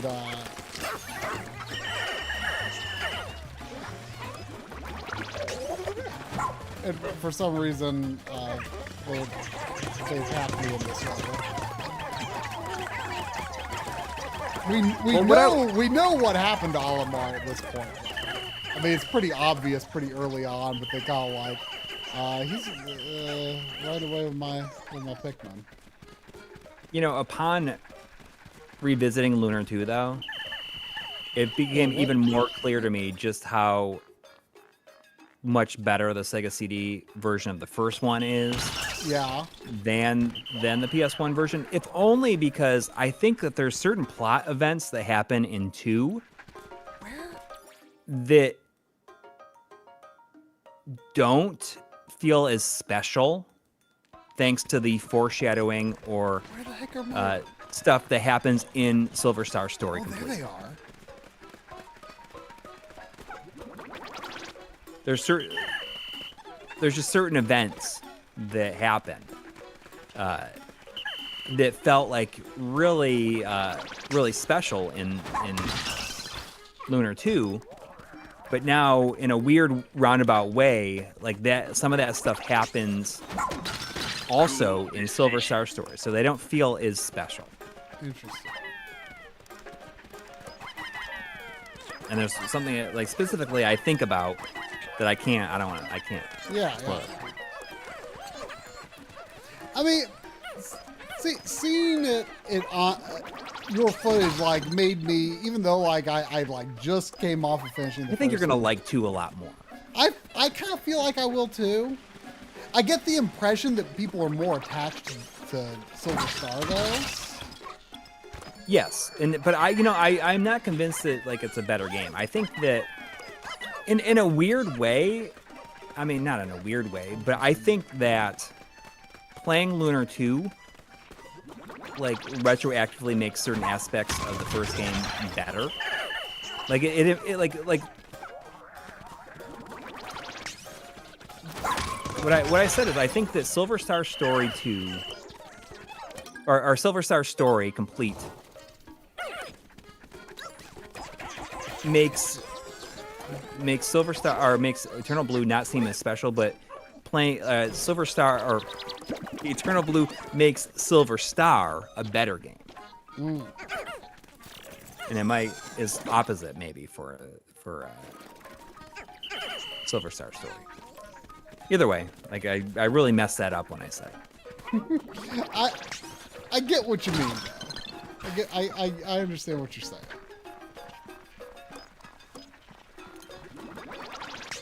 All right, so there is Joshua Helmick. He's been a member for 50 months, and I get the feeling when you say, since I missed out on last week, shut the front door. You two can't use proper expletives that I'm fetching out here. Heck, you guys. Almost sounds like I should have been reading that in the mom voice. Listen, if you're gonna swap out the word hell for heck, self-censor yourself, you just lost yourselves a subscriber.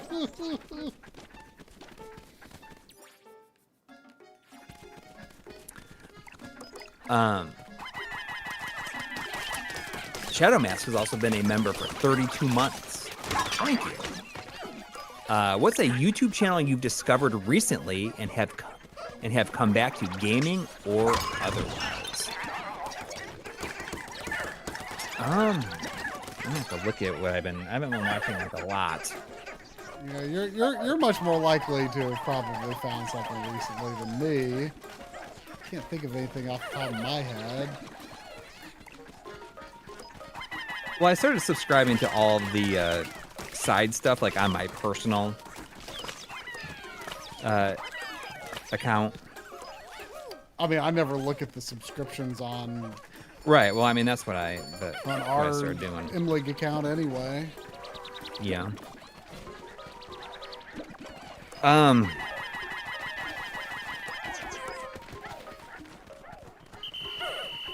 I don't know, like nothing that I've like recently discovered that I find myself like coming back to a bunch. I've been like watching the what is it like is it like the this one about like it's like a horror movie focused one called like Dead Meat, where it's just like about just like all kinds of like horror movies and stuff. I've been finding myself enjoying that one. I think it's called Dead look, Meat. there's what is it? Oh, it's Coury. I didn't even, is that, the game? I totally forgot that was even published by Is that not unlockable? Let me make sure it's called Dead Meat. Yeah, it is Dead Meat. So Dead Meat is it's not a small channel. It's only got 6.29 million subscribers. It's just about they do a thing like a show called Kill Count where it just like recounts like a horror movie and like all the different kills that happen in it. Yeah. What can I say?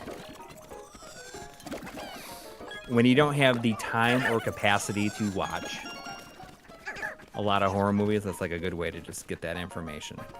But I do see that Josh Eichert says, I was shocked when, Kaylee Gamer first said, I've enjoyed CGR's recent content, especially the explanation of his channel's content disappearance and subsequent return. Yeah, I mean, he launched the 2085 Season 2. And it's just, I think it's excellent. I think it's just like really, really good. It's got like this vibe that like nothing else out there has. It's like funny, but also like he really like leans into the like the very slow montage while like a song is playing or showing like different close-ups of stuff. Like really like leans into it and it is great. It's just like really well shot. And just very fun. I was saying the other night. So we hung out with Marc from Classic Game Room when we were at the convention in Nashville, and it was like Steve from Retrotech, Marc, the two of us, and Chris from Displaced Gamers. And when we left, like they started like a text group and it always like makes me laugh whenever I get someone like sends a text to that group, because it's just like this random collection of people. Yeah. And it's not like a Discord group or anything. It's just like straight up text messages, which I appreciate. And sometimes it's just like randomly late on a Friday night.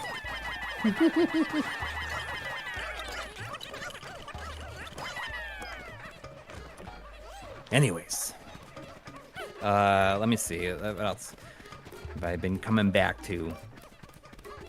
Nothing.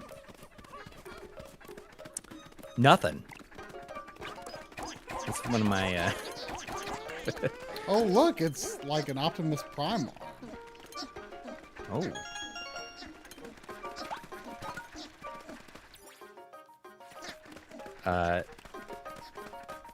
I don't know. I haven't been watching a whole lot lately, I will admit. Okay, see, here's this TV. And they're Oh, when you go into there, does it dither like Bayonetta 3 dither? where was it? The transparency, like, of that plant. You stepped in that plant. Oh. It looked like it was doing the Bayonetta 3 type dithering. Hang on, I can't. Okay.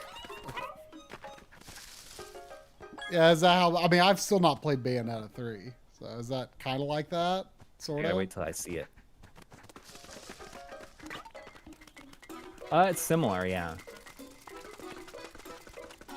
It's very similar. But anyway, yeah, there's no discernible inputs on this TV. It looks like there's a panel where there could be inputs, but there's nothing there.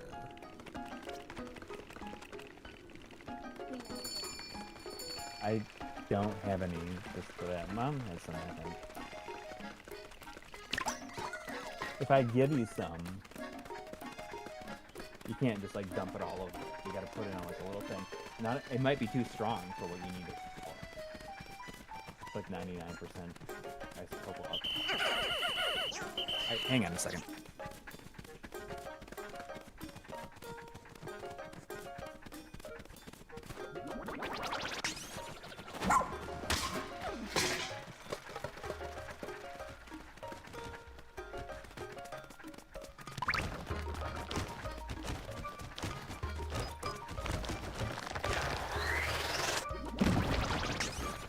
Similar to that thing I fought before.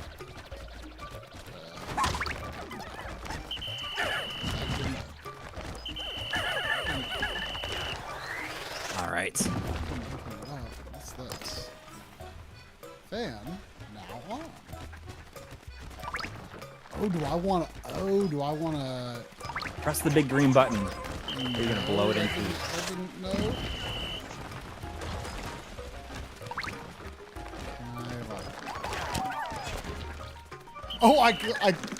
I clog it up.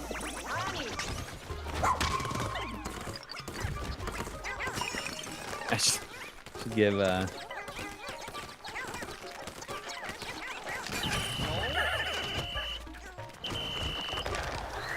So do I need to give some motherly advice? Or some two characters talking to each other. Oh, you. Yeah, what are you talking about?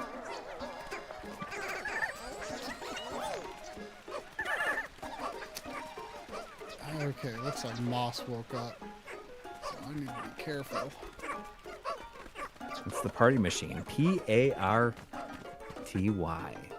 Because I gotta. Oh, there's Moss.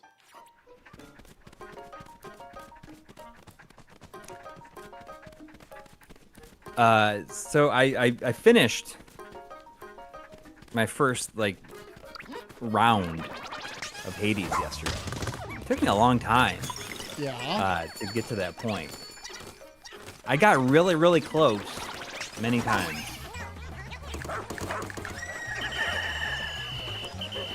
But I finally won the first round, I guess. I think I put like over 20 hours in that game.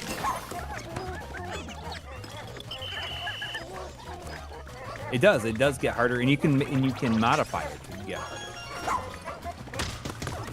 That first player is a struggle, but you know, I wasn't sure like what weapon was my favorite, but the first time I beat it, I used the sword. That was what I finished with. And if you use if you really just try to make your special as powerful as possible, like that's kind of a key, I think.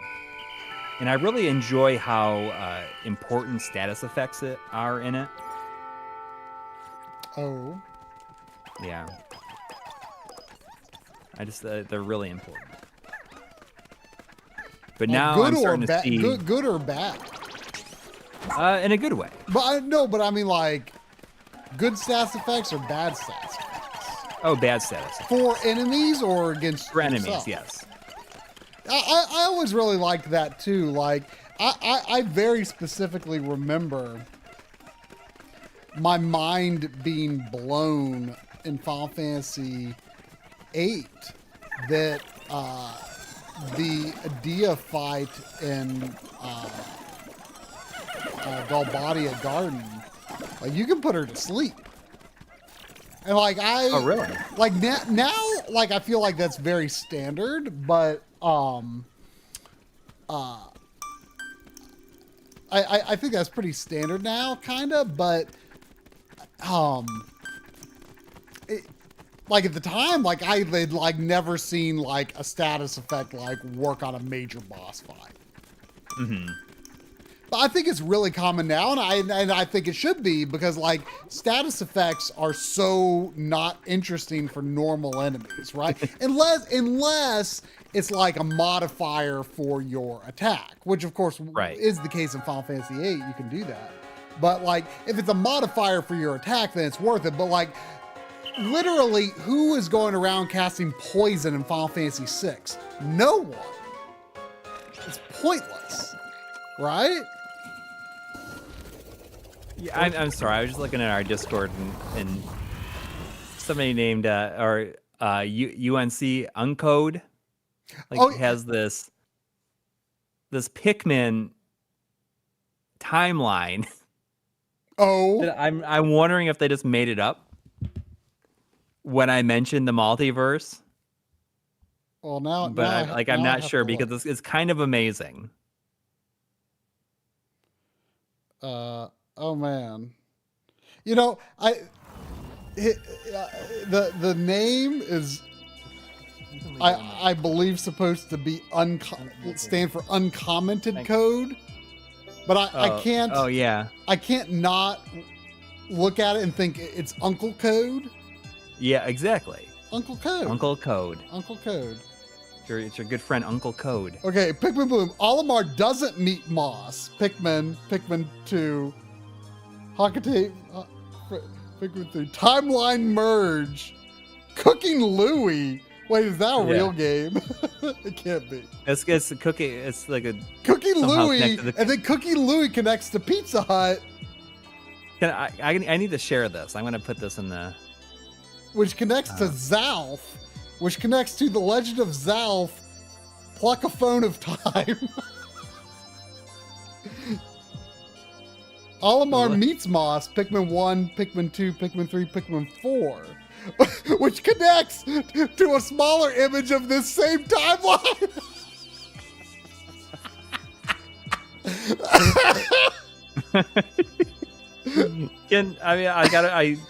I'm trying to figure out a way to share it. Let me see if I can put it in my Dropbox here. Because it's very, very funny. Pikmin 3 Deluxe and I'm wondering, connects to Pikmin 4 is in development and very close to completion. Like Miyamoto loves talking about like Pikmin like games being in development more than anything else. Like he's so like ready to talk about like, oh yeah, there's more Pikmin coming, and then it takes like a decade. There you go. Hopefully that works. Sorry, it's like the. Very funny. I just like Pizza Hut, and somehow like if you know it's either the Legend of Zelf or the Britney Spears toxic music video on YouTube. Well, I mean, but it's like very much what I was talking about at the beginning, where I'm like, this whole thing about how he meets Moss doesn't even make sense because Moss looks like the same kind of dog that Ochi is, and Ochi, like, why would he meet a dog that's like the space people dogs on this planet? It doesn't make sense. Unless there's uncommented code is in here. Oh, great! Is in there. Is in with the full uncommon. Is it your very own original? Yeah, I mean it's great. I mean that would be funny to do it with like every single like game that has more than they don't know 3 games in the series. Like it has like make it real complicated. Like unnecessarily commented or complicated.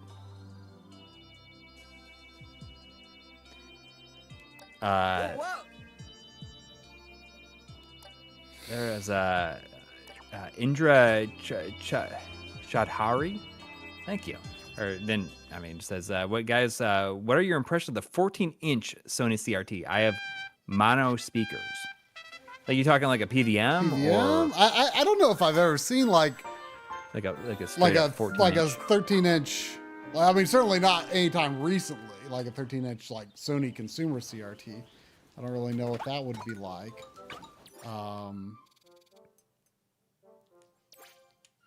I'm gonna turn mine back on and see if it. Well, I mean, they look really crisp, of course, and they could work. If you're like playing it up like really close, like if you have it at a desk, they can definitely work in that context. Yeah. Hang on, I'm gonna see how fast this turns on now. See, look, the Pikmin population has bloomed. Therefore, I am playing Pikmin Bloom.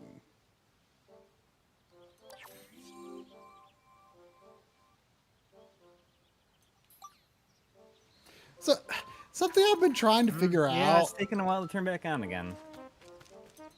It's taking a while. Like some of the ground tiles, I'm pretty sure are parallax occlusion maps. Like Cameo, Mm-hmm. Which I feel like you don't see the effect in a very obvious way. Like this, I'm pretty sure is geometry, these tiles. But I'm pretty sure these are parallax occlusion maps. And they look pretty good. There may be elements of parallax occlusion, something going on in these others, though. I think they're like part geometry and part parallax occlusion, maybe? I don't know, they look cool.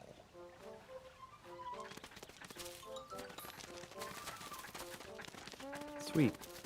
So I'm not going to do it right now, but there's this whole other thing of night expeditions, which is like kind of a very lightweight tower defense. Yeah. So you might not. Are you gonna play something else? No. But I'm just saying, like, I'm not going to do this mode right now because you only do that to like heal these people that you bring back to base if they are afflicted with this like they turn into what they call leaflings. Oh. And you can get the cure for the leaflings on the night expeditions, but they're like really quick.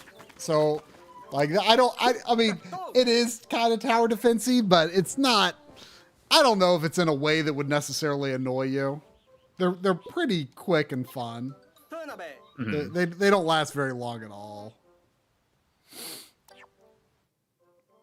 So this came on, but it's still like kind of still brightening up. Like it oh, you had it off for a little while? Yeah.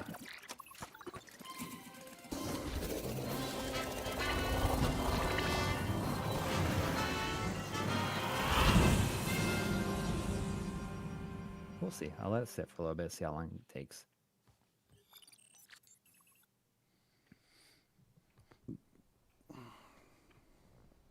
Or just in some person's somebody's backyard. Huh? Oh, where our camp is? Yeah.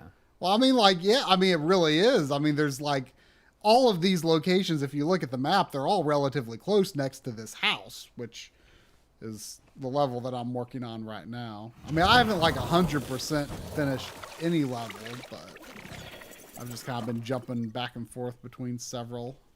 But this level has by far the most stuff available to do. Mm-hmm. Okay, so now it just started like really brighten up. Like, so it definitely takes a long time for it to like really kick in. Now it's like fine, but it took a while to get there. I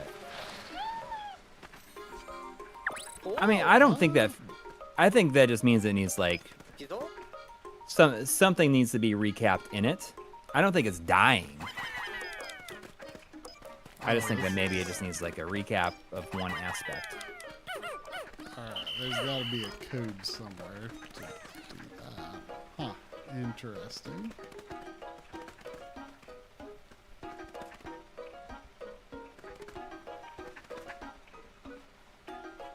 I mean, you think it could be the flyback? I mean, I don't know. Does that sound like something that would cause it to like just take that long?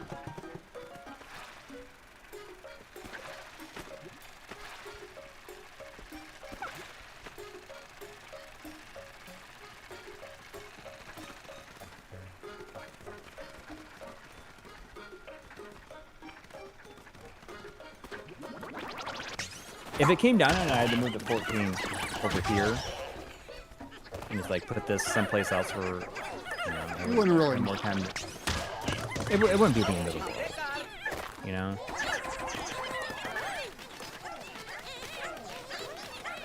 I mean, I've thought about doing that just in general. Yeah, I mean, if I that's what I would do if I, had desks like a desk setup like you do. Mm-hmm. You just put the 14 over here in general? I think I would. Yeah, I mean, I've thought about putting it over there. It's just that I wish that it would fit on there. It's like a little bit like the 20 is like a little bit. It'll hang off on the back a little bit. Not that that's a bad thing.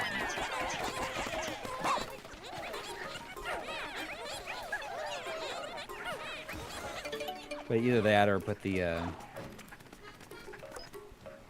yeah, I mean, I'd probably put the 14 over here.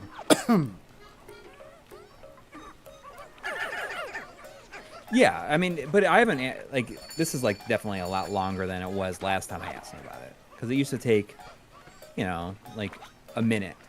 But now this, like, took, like, 5 minutes that first time.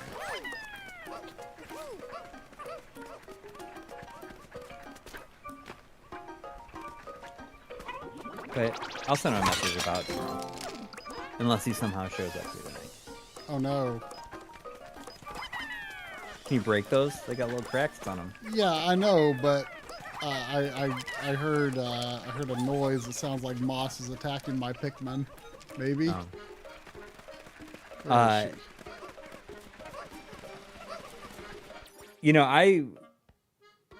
is she? I played there. some stuff on the projector yesterday. I played some Mister on it. Oh no, how do I Took get the up there? I took She's the got my Retrode Pikmin. 4K over there and tried out like the direct video mode. On the what? projector. Like trying the direct video mode. On what? With the Mister into the Retrode 4K. Now that they added like since the direct video mode is like working well now. Oh yeah. And I mean it works great. It's really, really nice.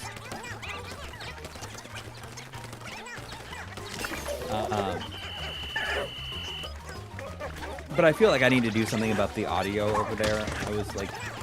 I don't think that the soundbar is very good for that kind of setup. So I'm like, oh, well, I wonder if I could get like some in-ceiling speakers that like aim downwards.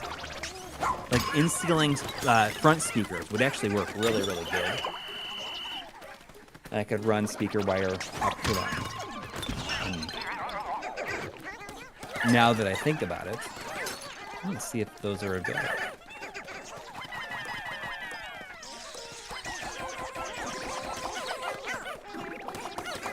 Cool decision.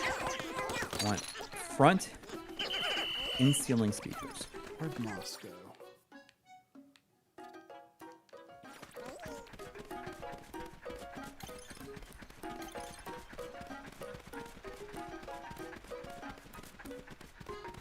Oh, there's a crane hanging from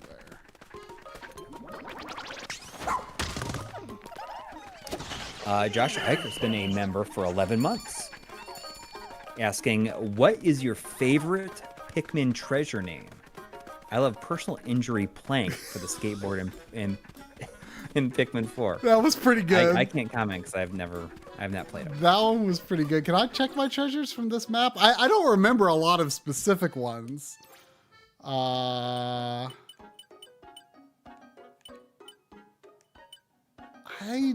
don't think I can check the names. Remind me when I get back to talk to the collection guy.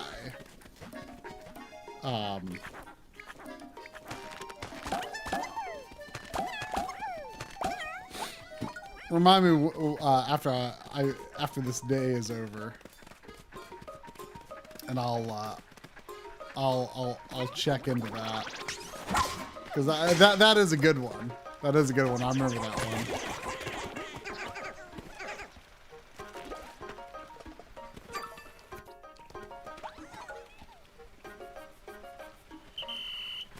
Where's the missing Pikmin?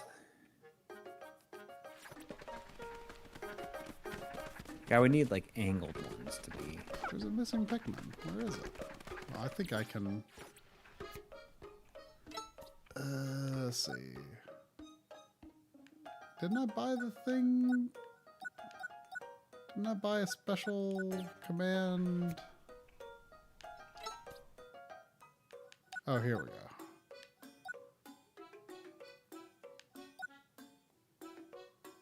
Okay.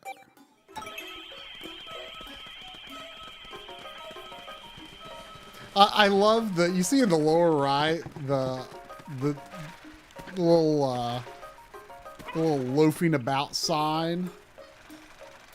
It's like the Pikmin laying down. Oh, the laying down, yeah. Yeah, it's like that's how many Pikmin are out in the field not doing anything. They're either not with you or they're not doing anything. Just relaxing. Yeah, just laying down.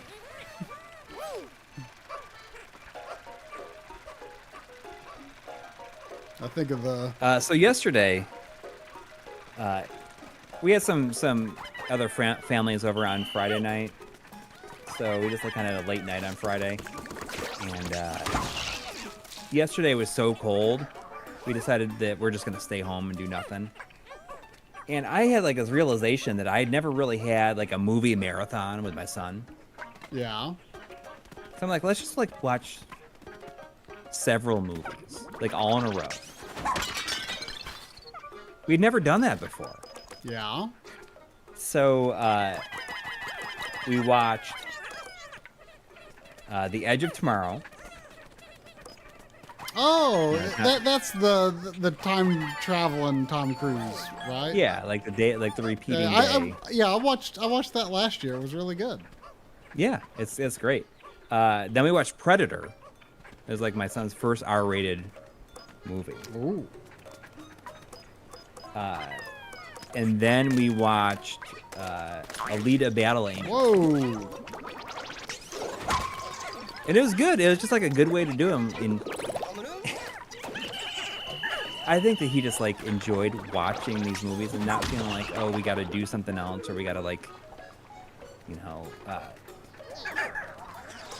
I don't know. Like it was just nice being able to like loaf about and not have to worry about like, oh, we got to go and do something or we've been doing this for too long, you know. So we did that, and then we went upstairs. Like it was bedtime, and like we both like got our Switches and we played games and like like laying there, like not the same game or anything like that, but played games for a little bit, and you know what he said to me? He says, "I think this was the best Saturday I've ever had." Pretty impressive. Yeah, I mean, it's just I don't know. It kind of got me. Dang. It kind of got me in the moment because, like, you know, like you think about certain days, you know, and you think, oh, that was like a really great day and something like you remember forever, right? You think like 20 years from now, you'd be like, man, you remember that day that we like watched all Alita Battle Angel and whatever the heck else? Yeah. So, I mean, maybe he it was just cool, you know? It was just cool. Like, we watched, you know, like, that's what we did. Yeah. Right? It was kind of awesome. So, I don't know. It definitely just kind of got me in the moment, you know? Just like just like really nice. Oh, I need to make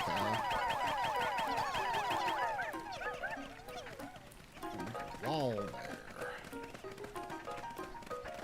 It's true. It doesn't take much to make great memories.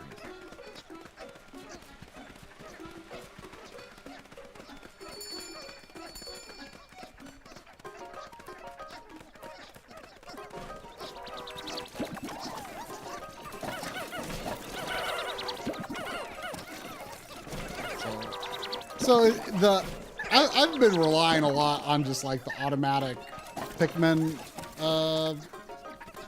thing where it's like, oh, you select the ones that you need, but like I clearly need some water Pikmin to complete some tasks here. So wait, why is it not? Oh, you can only have 3 types out at a time. Oh, okay. I forgot about that. Oh, well, I'm not going to be able to... Yeah, I'm not going to be able to... Okay. Because some of them are busy right now. I'm not going to be able to get rid of an entire type right now. It was funny, though, because I think Predator was like his least favorite thing that we watched. Yeah? Yeah, I mean, I just, like, it's got like a lot of blood. Was he aware it was an R-rated movie? Like, oh, yeah. I feel like for a kid that young, like that alone would like be a big deal. Like, oh yeah. Yeah, well, it was. It certainly was. I mean, I think that the fact that he was watching an R-rated movie was his favorite part about watching that movie. Not so much like the actual movie. Yeah, I mean, he got kind of bored like halfway through. But then he got reinvested, like, by the end, you know?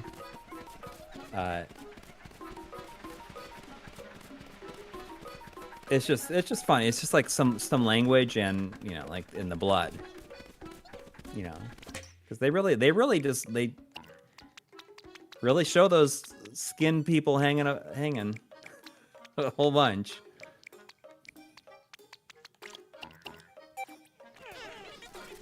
And when they invade that camp, they kill like 100 guys. Like almost like within like 5 minutes. But yeah, I mean it's good. It's good.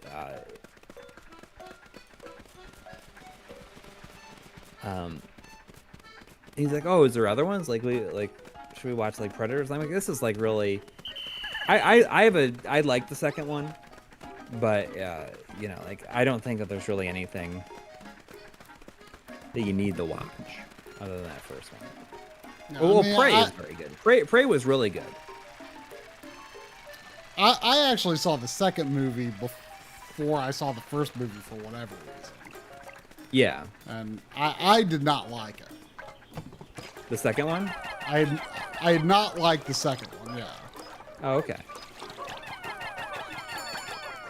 I mean, I thought it was pretty good. Exact right number of. I liked it at the time, and Prey is very, very good. You don't have Hulu, right? You don't have any way to watch that. Do you have it? Yeah, but it's all part of like on the same. It's like part of my Disney Plus subscription. Well, I have your Disney Plus, don't I? I mean, you should, yeah. I mean, you can use that same information, like all in one account. I think it's on Hulu. That's for Prey, right? Yeah, I think it's on Hulu. Oh, I didn't. Oh, I could have drained that. No wonder. Okay. No wonder I didn't think that I needed to have blue Pikmin. That's fine. We did let our Peacock subscription lapse, though. We didn't have any interest in keeping that. It's just now, like, Amazon Prime's gonna start having ads and stuff in it too. Really? Yeah. They're not they're losing money on having no ads in there. How will they survive? You know? Ow.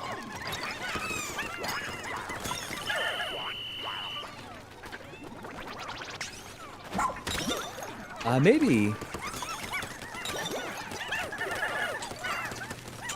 I should. Maybe Monty would like Kindergarten Cop.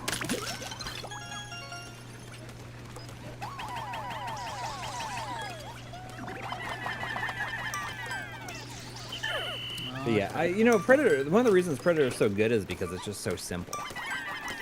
Yeah? It's an extremely simple movie. Oh, crap. Come back, little guy. Oh, crap. Where are the missing ones? There's more. You got little globules of stuff. Oh, no. That one. They're right there. Can they make it? I don't know if they can make it. Come back, little guy. Come back, little guy. Okay. Can they make it? Oh, it's going to be close. It's going to be close. Oh, it's going to be close. Oh, it's going to be close. Oh, they made it.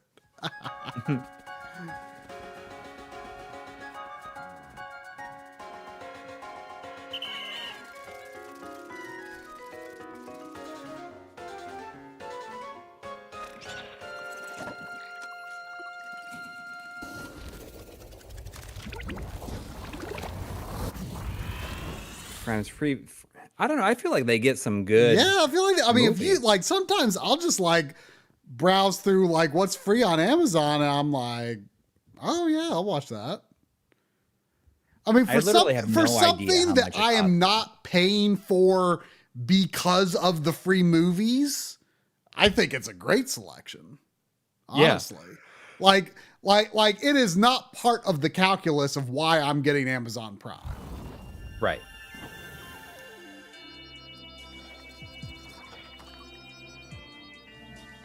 Yeah. And I'm not aware of how much it even costs though at this point. I mean, I don't think they send me any emails saying it's going to renew soon. Because I have no idea when it renews or anything. I think that it's hard for me to imagine giving it up at this point. Like, I just don't even think about it. But also, I mean, I don't think that they actually tell you it's going to renew. I don't think that they do.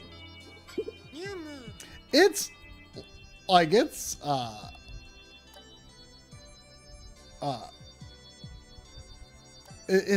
tough, like actually figuring out where to cancel things on Amazon.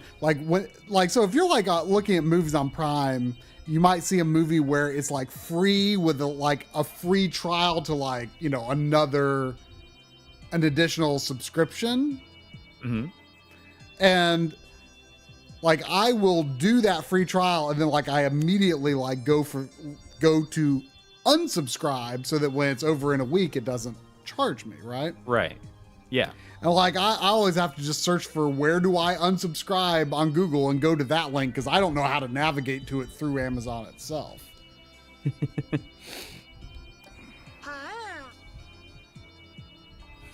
I gotta go. Unknown Put like another layer of space slippers dog on. I feel like my feet are freezing right now. And I'm gonna fill up my water and use the bathroom. I will be right back. Okay. I will go through some of the good collection names. Nobody go anywhere. I'll be back. I'll be back.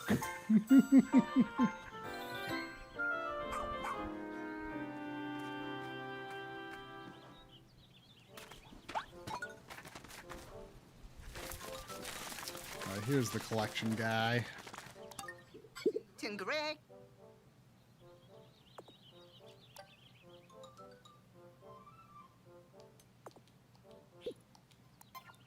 Timare.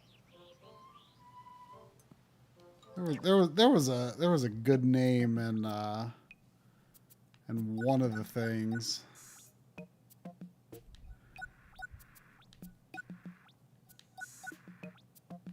Sweet Stumble Knot. I'm assuming that that's like Stumble Knot mean like a cane?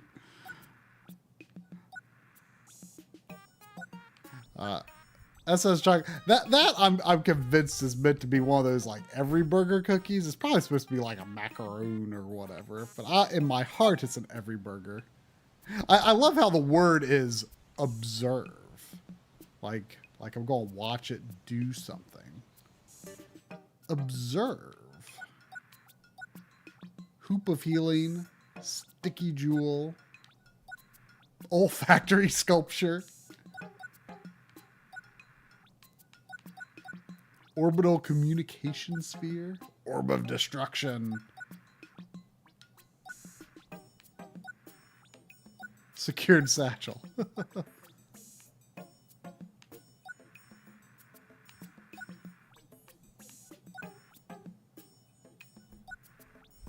Oh, I wonder if you'll be able to put the... Because it looks like there's like a puppy or a kitten or something in this puzzle. I wonder if...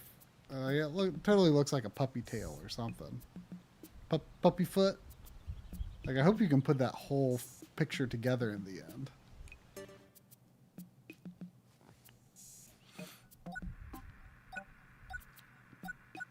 Flaky Temptation. Oh, it does look good, doesn't it?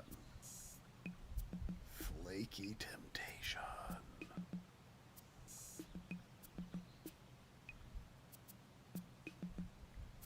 Oh, I can change it to night. I can look at the Flaky Temptation in night.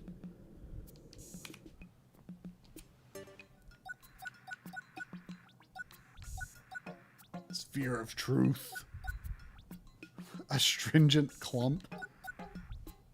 Searing Acid Shock, Sunseed Berry, Lesser Mock Bottom, and the Mock Bottom. Dawn Pustules, Dusk Pustules.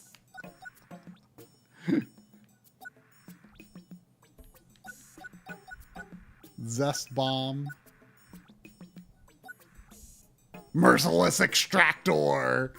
It's like a juicer, I guess. Merciless Extractor. That's pretty good. Dapper Blob.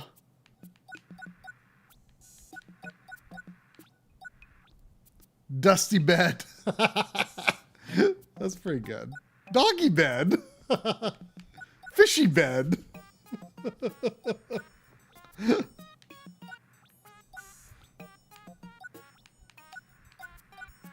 Fish Bed Snack. Maestro of Flavor. Maestro of Flavor.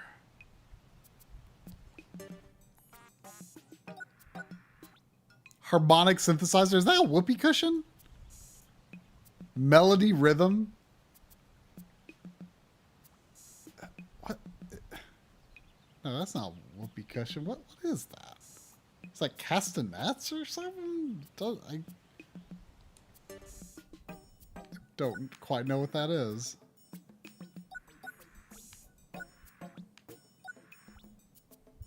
Oh, harmonica. Wind detector. That's pretty good, actually.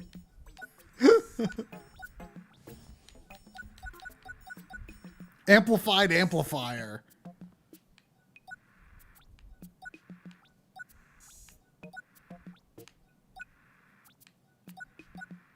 Turn of events track. Monster teeth. Brush of foolishness. Oh, maternal sculpture. Yeah, I remember picking that one up. Huh. That's one way to put it, I guess. Peacemaker combo bot. Sure-footed combo bot.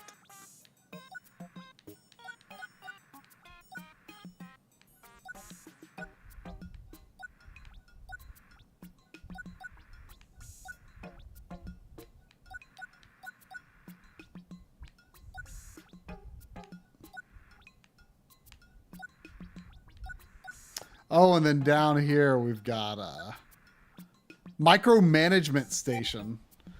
I love it. This is the model I have.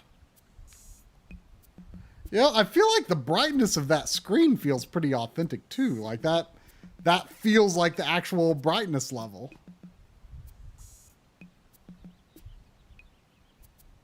That's a pretty good model.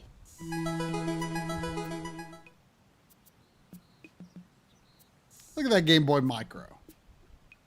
It's the one I have. Game Boy Micro. Yeah. Life controller. Couldn't agree more.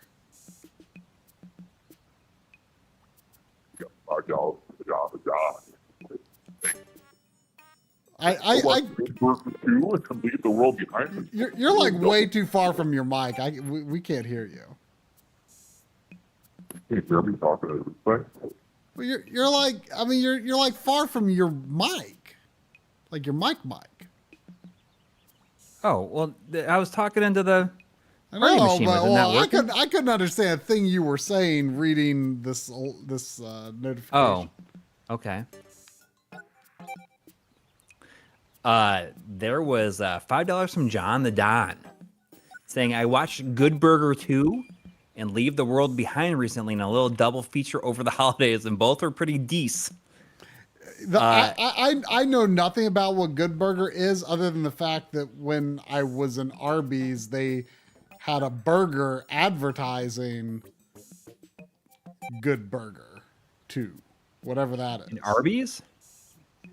Yeah, Arby's has done like limited time burgers a few times in recent years. I was dying. Like, so the did you watch that the Mega personal injury. 64 like best games of the year thing?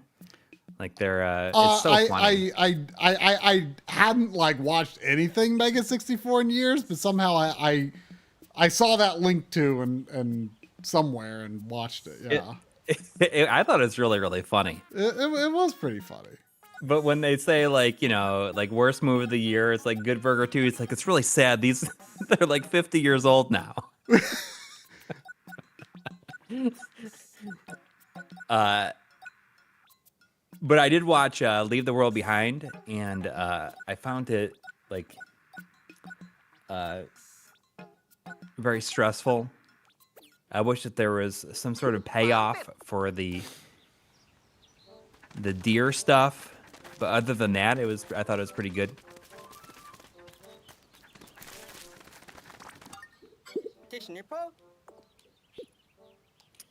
But yeah, that's a good little double feature. Like probably both depressing in their own way.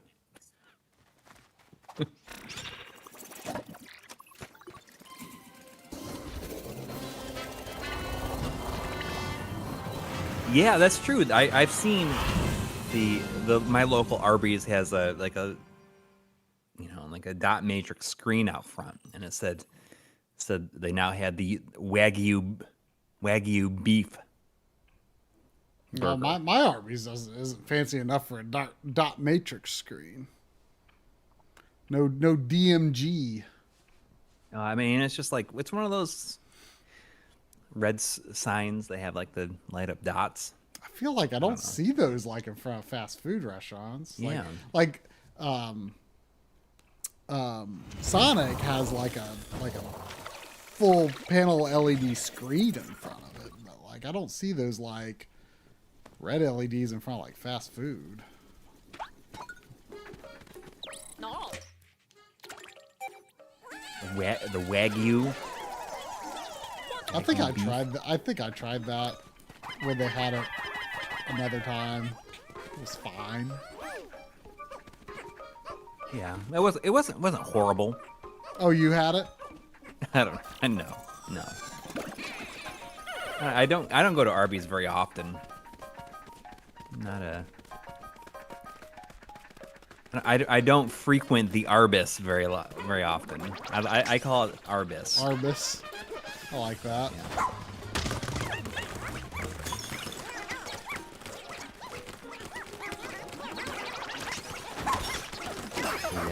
The Wagyu burger in Korea is not the same. It's like my daughter's really into K-pop right now, and I can't wrap my head around it.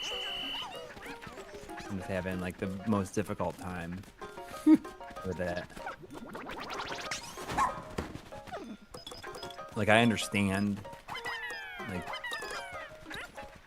what is going on, but I just can't like wrap my head around the idea of that being almost the only thing that you listen to all the time. I can't do it. She must put it on the car, and my wife and I are both like, no. Yeah,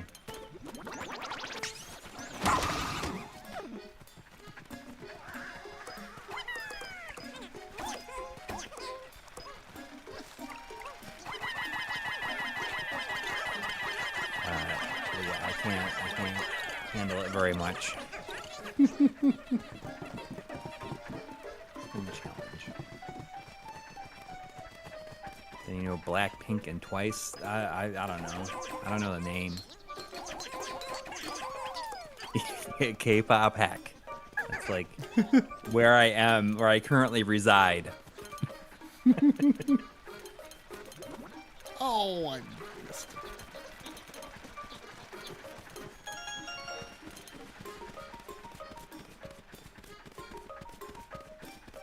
It's right below the hell of boiling oil. The heck of boiling oil.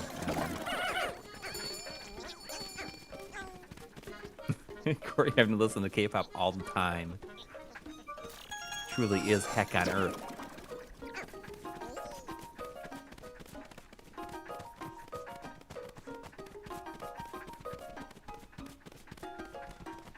Remember though, like it was probably like an ultra long time ago by now. Like there was that like period of time. It was probably like at least 10 years ago. Like there was that one guy who did like the like super crazy dance. Oh, the Gangnam Style. Yeah. Like that was like the internet for like a whole year. Yeah. I think that was like the most viewed video on YouTube. I don't know if it still is. Oh yeah, I think I remember that. Yeah, I think I remember that. I wonder what being a is the thing. most viewed video on YouTube is these days. It's not anything I've ever heard anyone like give an update on recently. It's the games we played in 2022 on My Life in... Wouldn't that be great? It's the game, the video game accessories MLiG Marathon. Like if the only video you had on your channel was like a monetized video and it was the most viewed video on YouTube, like would you ever need to work another day in your life? I don't know. That'd be Just a good question. one video. It's getting viewed 100,000 times a day.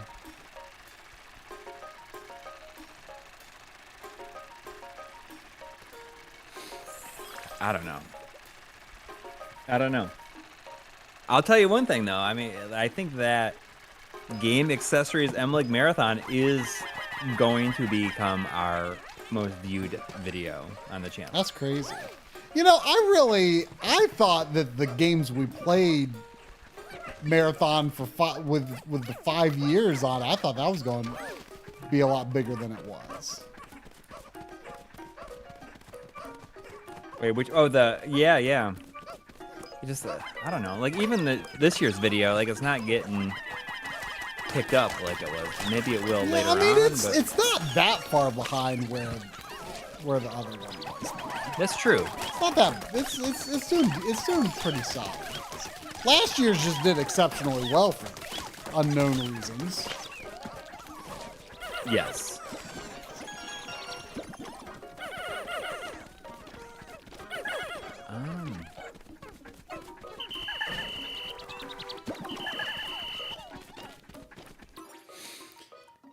Yeah, the marathon number 5, like it's getting like close to like 10,000 views a day.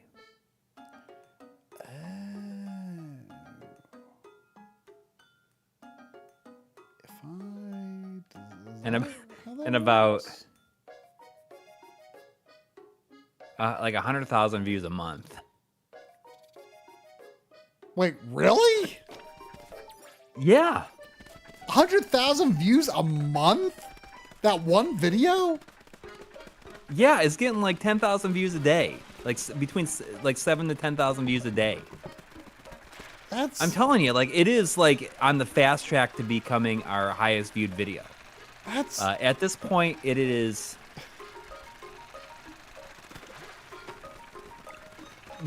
By July, it'll be our highest viewed video. It's got a 1,159,000 views. It's 400,000 views behind our highest video, which is the Game Boy RGB episode. Wait, so those Pikmin are loafing. It is exactly 400,000 views behind. Oh, wait.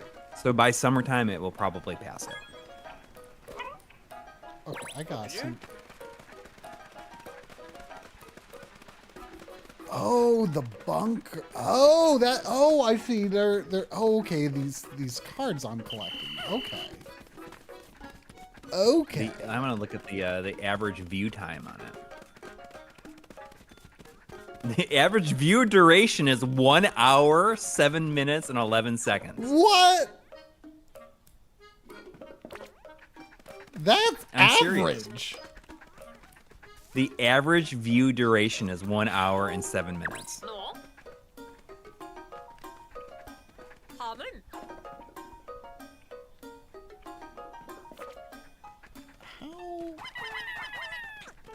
Okay, so maybe it's not getting 10,000 views a day. It's getting like 10,000 views every other day, like every 2 days worth or so. Okay. I don't understand how to do The that. gaming accessories. I should just do another one, obviously, right? I mean, do we have enough material for another one other than that I'm sure new we do. video? I'm sure we do. I just assumed you put all you. Dude, I all could we put some had stuff into that's it. like in certain other marathons, like the PlayStation one. Like I could put Time Crisis in there because that's like Gun Con. Sure. I mean stuff like that because that video didn't do like super well. I mean, but you should do it after it surpasses. After it becomes our most viewed video. Well, I mean, I could just do it now. But I mean, Really, you should I could do it release the other one. What other one? What? I'm saying you should release the next marathon after it becomes the most viewed. That becomes the most viewed video. Oh, I mean, that would be like waiting until like summertime, probably. Well, get I mean, get it ready. But like, you know, we'll release it when we know there's going to be a little bit of a gap. Yeah, well, I mean, I guess we've already had a little bit of a gap, but like it doesn't even matter. Like with the, I guess, like you have the SNES. The SNES mod video, yeah. I mean, do you think it's going to be like this week, or do you think it will be? I mean, I hope I could finish it this week, but hey.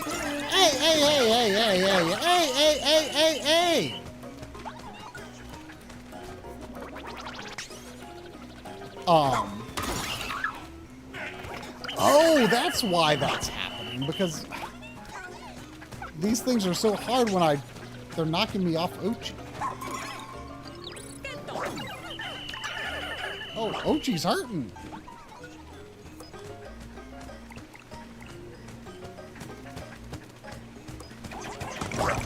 Okay, rock. Oh yeah, rock. Ouch. rough.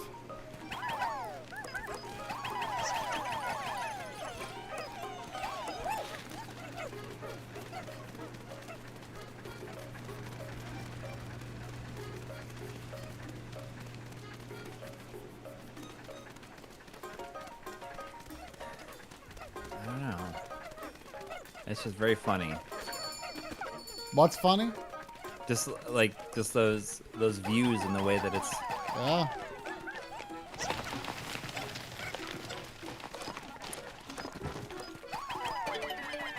It's been watched for 1.3 million hours, which is 1.2 million more than usual.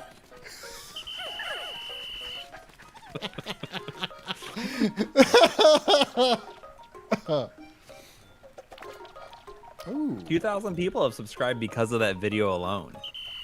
really? Well, apparently, since it released in okay, January he can ride that 2022. too. Okay, that makes sense now. Wait, no, I just want to ride.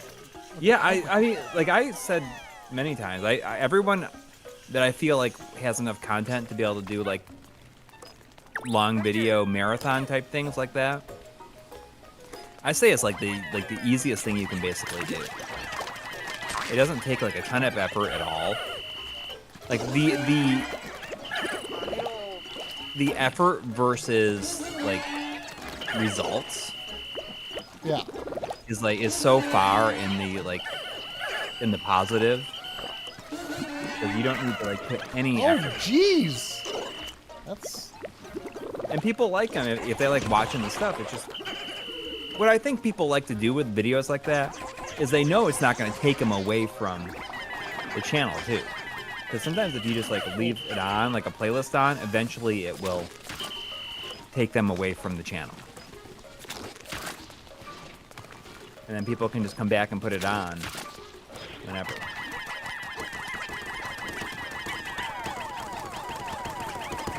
Oh, so GameStack's most viewed videos are marathons also.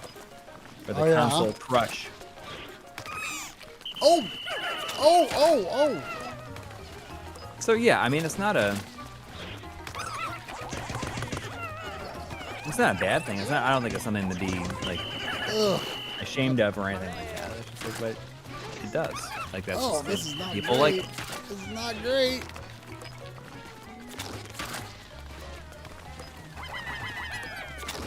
Ow. Oh, jeez. Oh, Sheesh. I should have brought more Pikmin, but the others were busy doing stuff.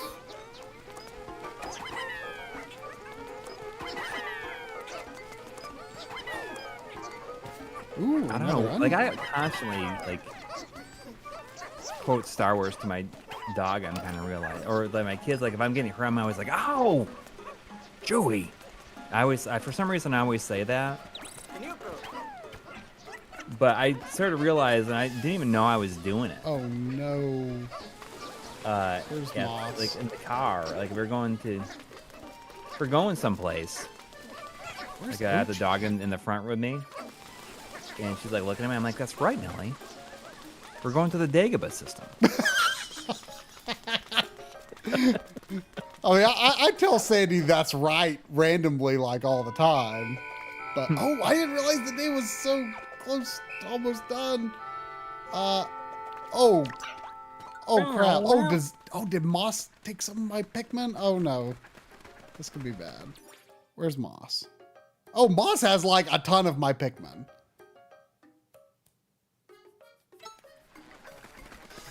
Does it tell anything about what people watch before auto playing this? I bet it does. Wait, is she up? She's got to be up there.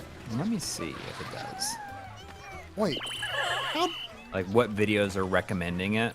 How did they? Content suggesting this video: My Life in Gaming Marathon number 3, Nintendo she's got systems one. and accessories. Some thing 101 Nintendo Switch accessories, 2-hour marathon. List and overview. 4 hours of Nintendo's wildest peripherals and controllers. From punching weight greatest hits from Stop Skeletons from Fighting.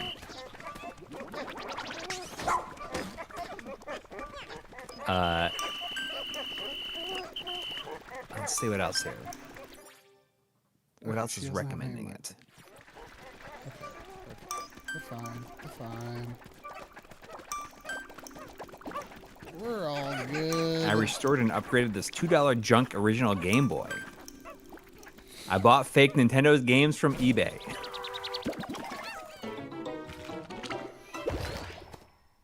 Trying to fix every PlayStation ever. PS1, 2, 3, 4, and 5.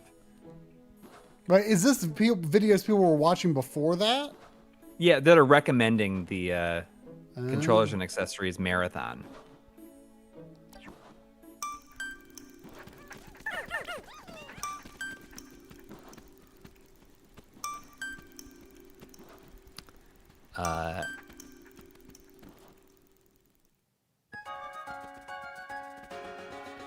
Subscriber sent me this junk Nintendo DS Lite for restoration.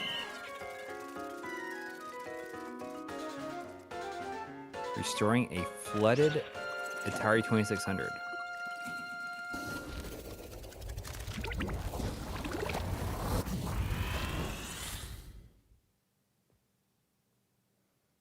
Why you need a PS3 right now in 2023.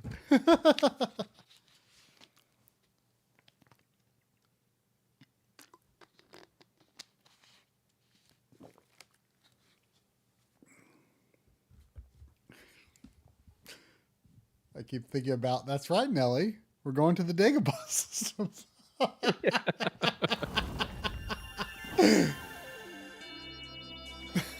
I mean, that could be like a meme where it's like nobody with like nobody says something or whatever, like nobody colon blank space. Coury, that's right. We're going to the Dagobah system.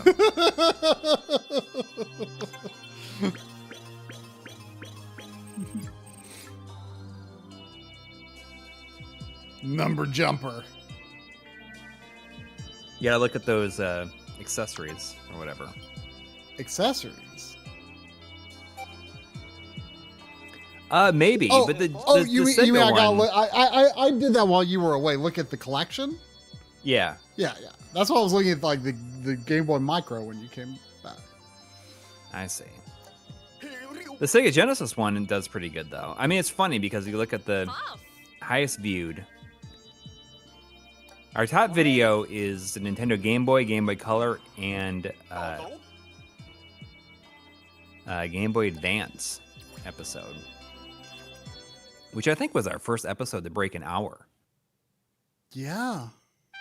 Below that is a PlayStation 2 RGB episode. And the PlayStation 2 RGB episode is only like 13,000 views behind the Game Boy. And then My Life in Gaming Marathon number 5, controllers and accessories. Then My Life in Gaming Marathon number 3, Nintendo systems and games. Then gaming on CRT televisions, PVMs, and BVMs. Then My Life in Gaming Marathon number 2, Sega systems and games. Then the PlayStation 1 RGB episode. Then the third-party controllers, the good, the bad, and the stupid.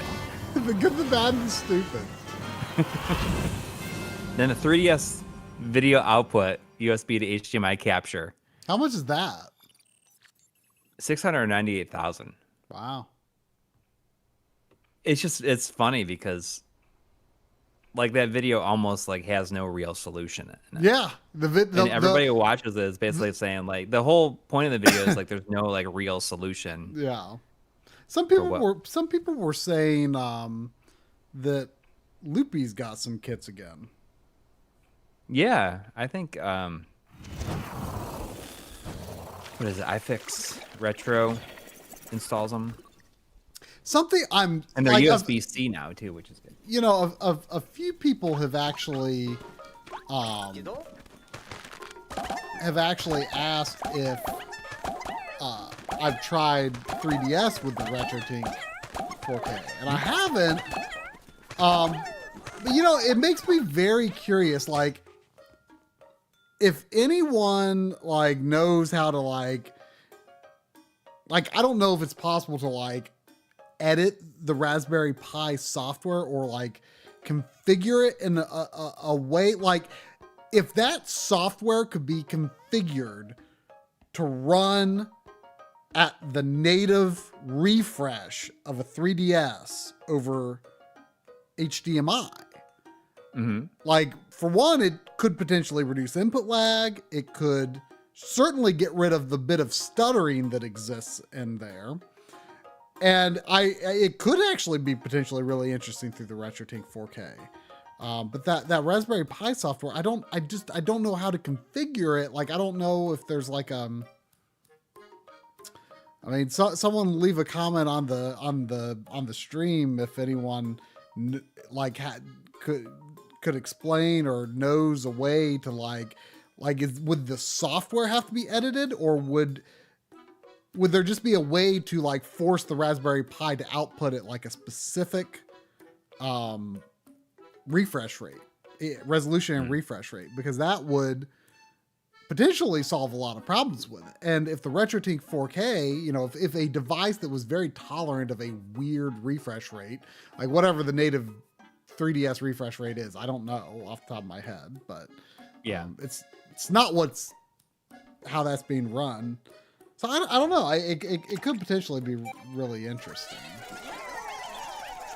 So here's what I want you to do. Like, I don't want you to start another level or anything like that. Since we're winding down here. Well, I want you to quit. Wait, can you save, or is that level Well, done? I just started the level, so. Okay, so I think you should update your NES app and open it and play the newest game, whatever it is. Okay, sure. You don't know what it is? No, I have no idea. No one spoil it in the chat. Okay, yeah, sure. I mean, I literally just started the level. I didn't even realize it was after 11. The NES app. All right. Oh, it didn't do an update. Wouldn't it have done update if there was an update? Yeah. Oh, well, I don't know if there's been an update since I last opened it.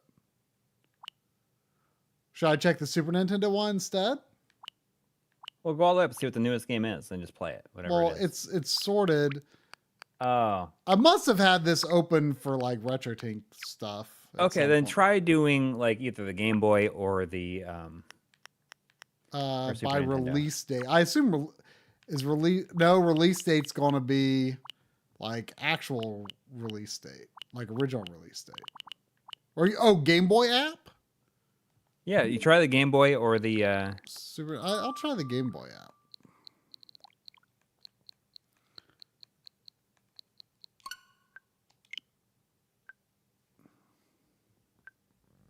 Yeah, there's an update.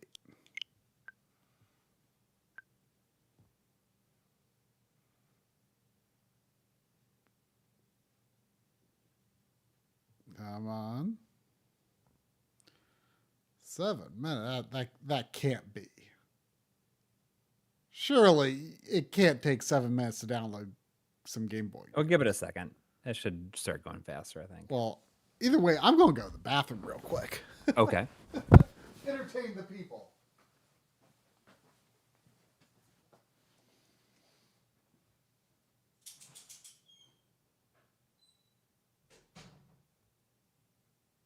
I'm surprised it's going that slow.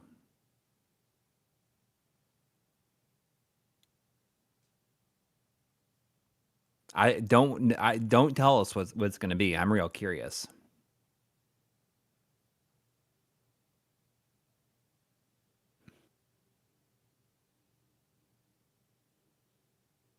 I ran my update the other day, but I never opened it, so I don't know what it's going to be either. We don't have the expansion pack, so I never even tried. Didn't they just added Golden Sun 1 and 2, right? Or it's coming? I wonder if they'll do something where you can send your save to the second one without having to be like having to put in the code or whatever.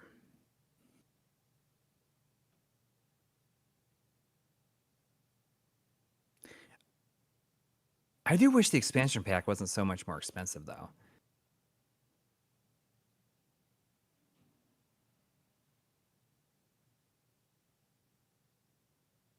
Okay, you can emulate the link cable to transfer save data. So, okay, so that's like built in.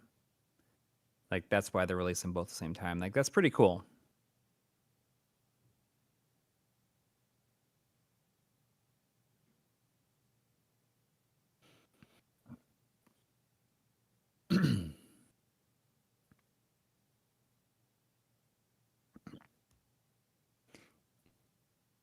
I just feel like the expansion pack is more expensive than just the base thing.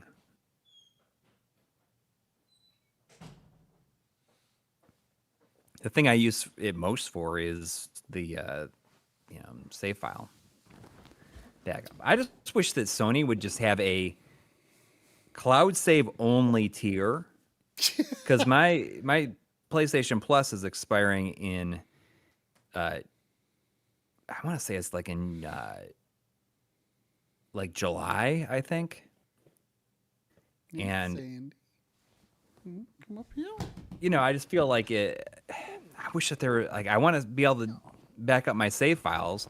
And I did find out that there's a way, like, if you go into the system settings and you select backup, you can only select your save files and it will back those up to a flash drive. But I don't know if you try to restore that, what that does. I just want a save file only. I would pay $20 a year for that. And you and no one else, and that's probably why the tier doesn't exist. I bet a lot of people. I mean, I would too. I would too, but I think it'd be for a select weird group like us. Yeah.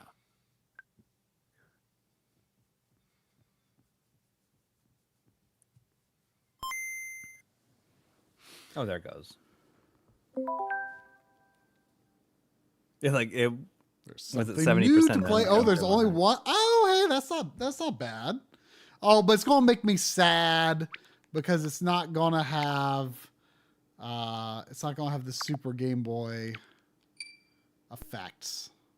It says Super Game Boy Game Pack on there. It does. The box arts still say Super Game Boy Enhanced. The Game Pack. But they don't do it. They don't do it. Do you have this? Yeah. Have you finished it? Yeah, I've beaten all of the Game Boy Castlevanias. Hmm. This one is kind of famous for... that's a pretty good DMG effect, by the way. I mean, I've looked at it before, but... Yeah. It's interesting that this is even on here, because it seems like they've really gone out of their way to ignore it as much as possible. Well, not more than ignore it. They wrote it out of canon. Right. Because this was... It's just weird that it's on here, though. Like, and it's not in the collection. Yeah, that's a good point. Are the other Game Boy games in the collection? Yeah. Yeah. Yeah, you're absolutely right. That is strange.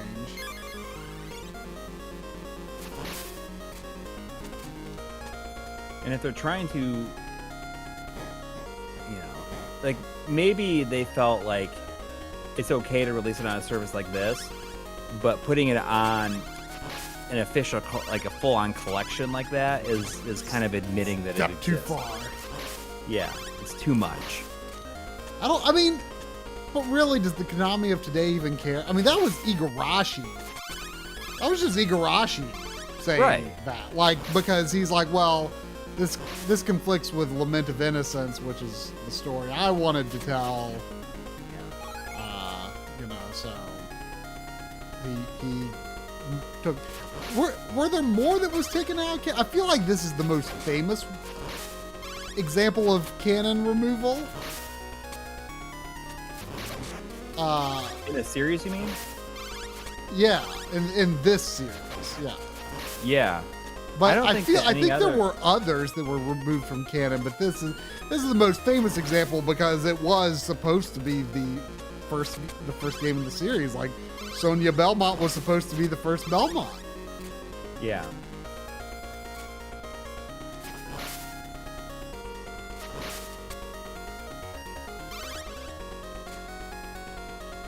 Circle of the Moon is not canon? Come on, that can't be true.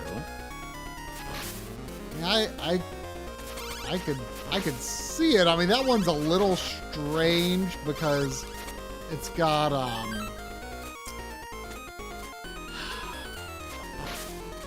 is it Nathan? What's his name? Nathan. Is it Morris? Is he related to Jonathan Morris? I feel like Nathan Graves. That's what I thought. I feel like there's a connection to Bloodlines in that game, but I could be misremembering.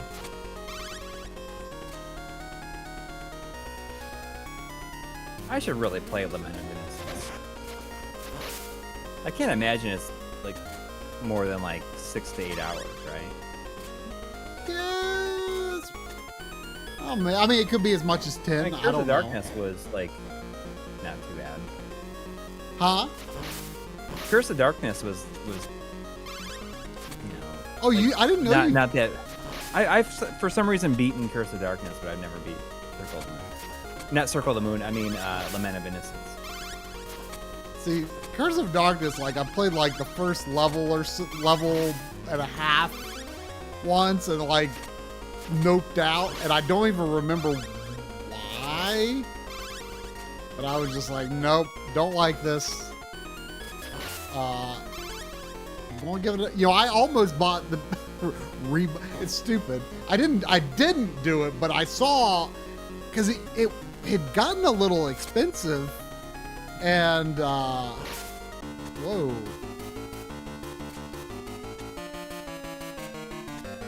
This is funny. It's like playing like Hammer Brothers music for fighting these zombies.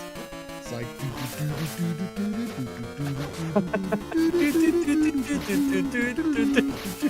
That's what it sounds like. It's almost like that. Why is this is terrible? What is going on? Oh, almost got him. Wow, that was just a trap. Oh, and it can trigger again? Oh, forget that. Dude, go back down. It's like do.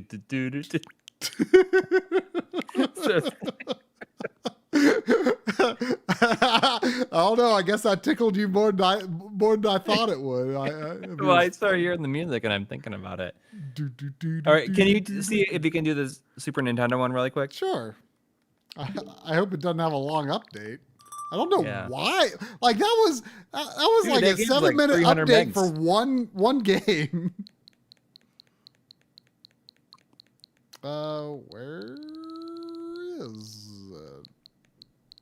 Oh, there it is.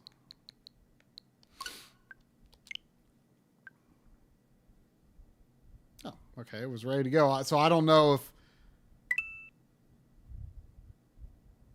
I'm going to have a surprise here.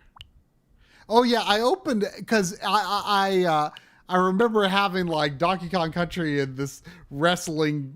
I mostly just had because I want Donkey Kong Country on the thumbnail for the Retro Tink video. I have no idea what that wrestling game is. I don't know what the newest game here is. Is that the newest game? The wrestling game? Oh, I don't know. Why don't you play Doomsday one Warrior. level I've never heard of that.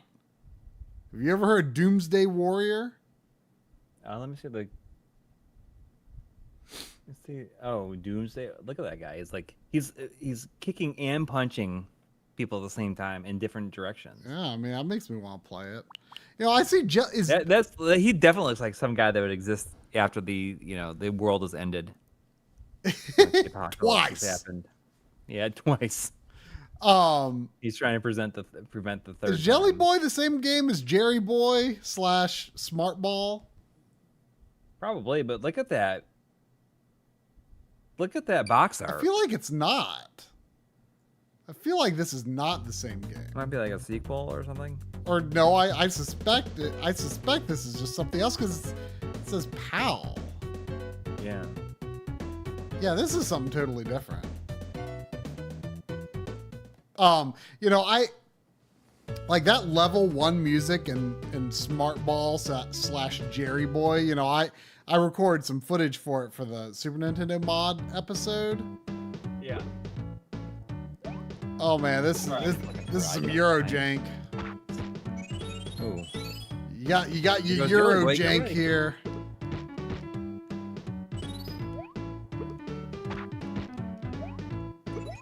My eyes are kind of... But yeah, Smart Ball. Well, technically Jerry Boy because I was using my Super Famicom cart. Whoa. I don't even like That really. looks like he like punches out of his stomach. Yeah. He's kind of gross. Yeah. But I mean, that's Europe for you. Yeah. He looks like he would have been something with like on the with the Garbage Pail Kids or something. Oh, whoa. Wait. What? I don't get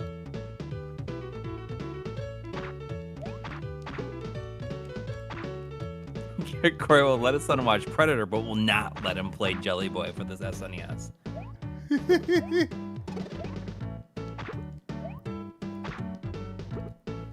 Well, I want to find out what Doomsday Warrior is all about. Yeah, let's see that, and then we'll call it.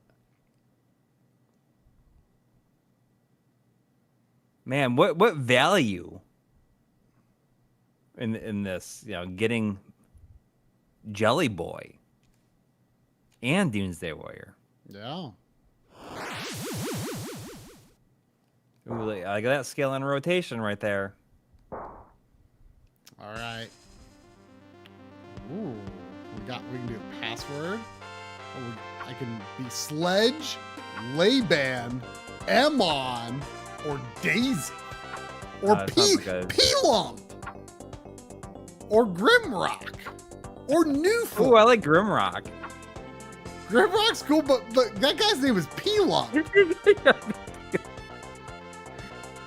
It's P-Lump. I can't not be P-Lump.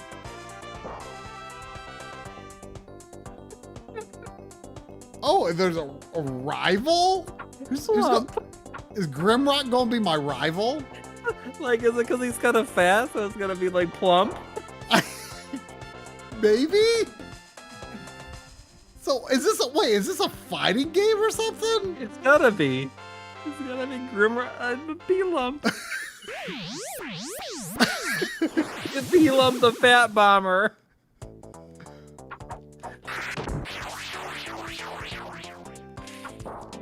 Wow. Oh my gosh.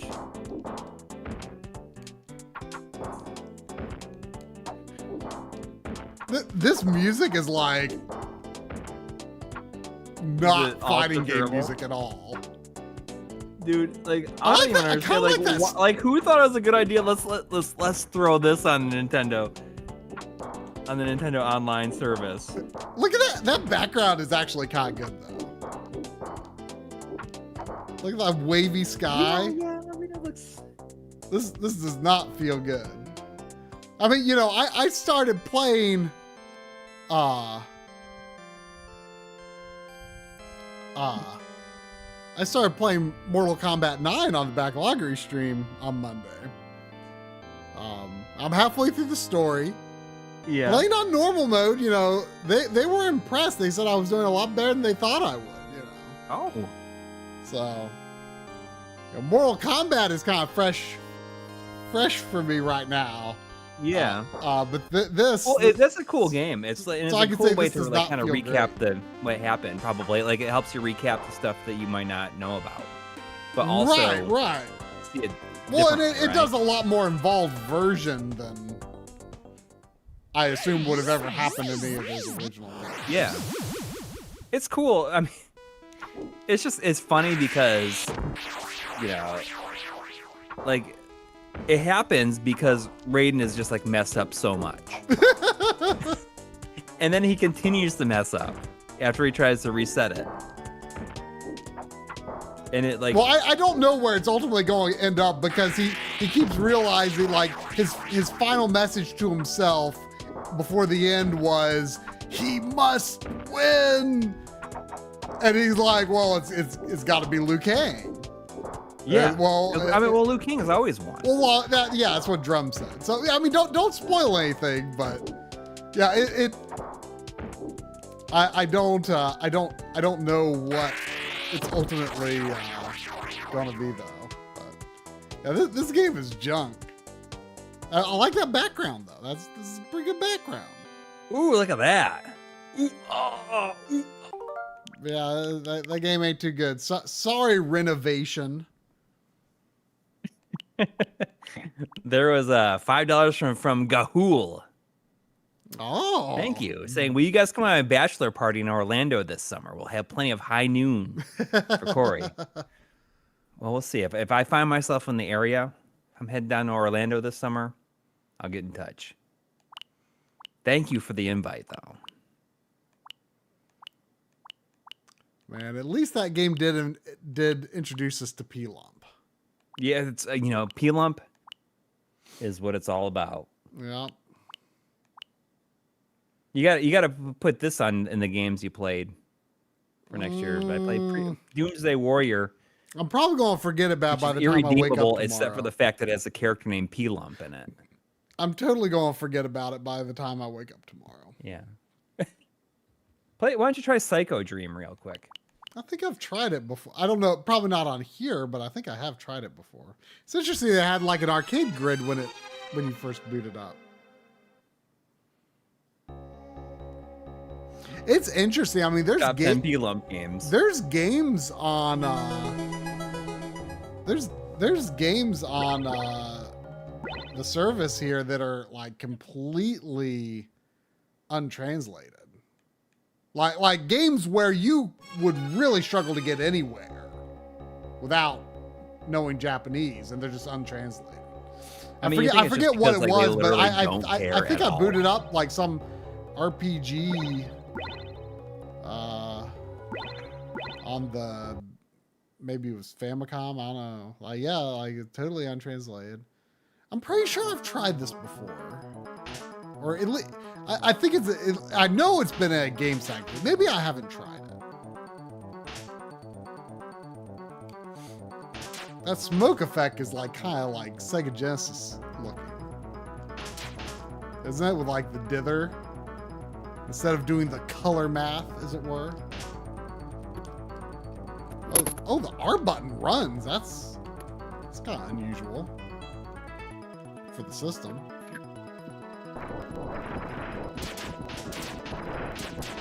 I'm talking to thing. So does the other character use a whip as well? Is this like a weird, not Castlevania game? Whoa! What is now? What? My whip is. What is that? Something different now. It seems shorter range, maybe. Like with these stairs and everything, this is definitely more of a. Okay, I don't think I've tried this before. I thought I had though. I was trying to talk in the microphone, but the battery was dead because it's been sitting here on for the entire stream. Oh. I just really wanted to say P-Lump into it. Just so everyone could hear me say P-Lump. One more time.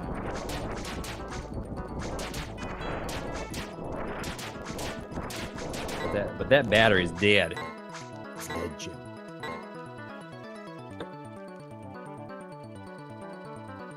Oh, it sounded like Star Fox gibberish. Would it sound like I was saying critical wing damage? P-Lump. P-Lump with a deep voice. Man, the controls in this game are not very good. I wish I liked this more than I do. Yeah. Yeah. Not really feeling it. She's got like her bondage gear on too. Not really feeling it. Oh man, Prehistoric Man though. Gotta look at it. I mean, this is like I don't think I've ever booted it up, but I know that it's like a technically impressive game, especially the Game Boy one. What about like Spanky's Quest? Do you have Spanky's Quest? I don't, but I want it. I mean, it's pretty decent. It's a pretty pleasant little thing. Spanky. I like that name, Spanky. Oh man, it's your boy Spanky. This guy's got some Banjo-Kazooie talking.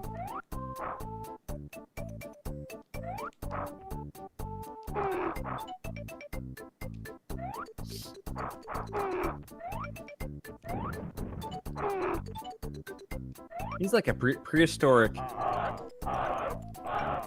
green dog. And doesn't it look like it? You're right. Old Spanky. Next opportunity you have to do a skit with Joe, it needs to be arguing about Prehistoric Man versus Green Dog. And then in the end, you decide that he's actually the same guy and you bond over it. It's like, yeah, they're like the ancestors or something. He's his ancestor. They're I don't know. There's a direct line of descendants or ancestry between them. So in the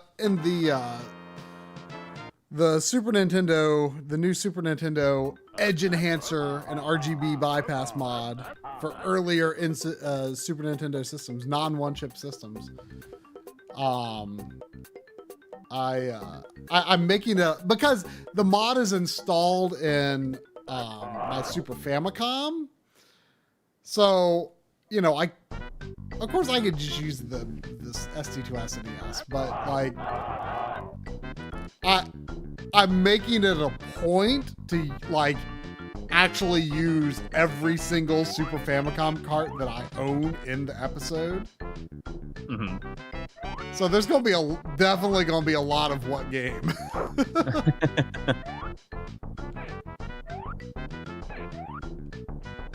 But a lot of them though are, you know,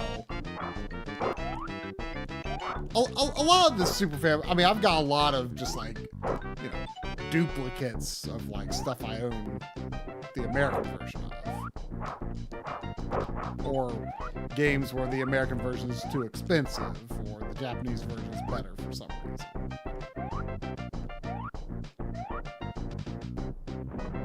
Did you see the comment today that said, starting off 2024, apologizing and complaining and whining about making YouTube videos? Yeah. So dramatic, making video game playing sound like a task instead of a joy. You've made gaming a job. Wah wah. Well, I really wanted to respond and said, technically, we ended 2023 apologizing and complaining and whining about YouTube videos. Well, I mean, do you want people to make video game YouTube videos or not? Like I don't know. There's definitely this like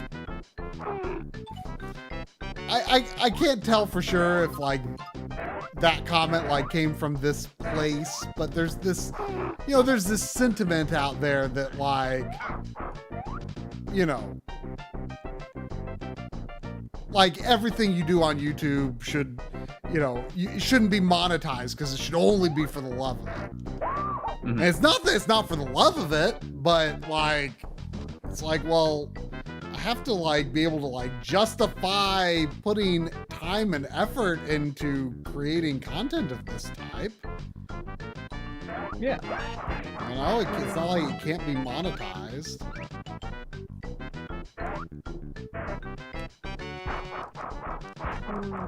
I've been grumbling, yeah. Well, that's enough for actually, you, I mean, that's like the perfect form of, well, actually. You. But yeah, I've actually had a lot of fun working on this Super Famicom episode. It's like, it's so stupid. Like, it was supposed to be 10 to 20 minutes, and like my timeline's like 36, 37. You know? Can't help it. Try to help it, but can't help it. How long is that? Like 36, 37. Wow. 30, somewhere in between there. I mean, I don't have like the music in there yet, so I don't know exactly how it'll time out, but it'll be somewhere around there. Dang. But like, you know, most of the comparisons are done. You know, everything that's left to do is going to be easy stuff. Now, Yeah. Bob and I were talking yesterday because he's doing a video as well. And we were like debating like, well, when are we going to release? You know, he was saying like, maybe we should, you know, see if we could have some sort of synergy between our releases. So I don't know. I'll, you know, we may not release it immediately when I finish it, but I intend to finish it this week. I can finish it this week. But I don't know 100% for sure. We'll probably just put it out. But we will discuss.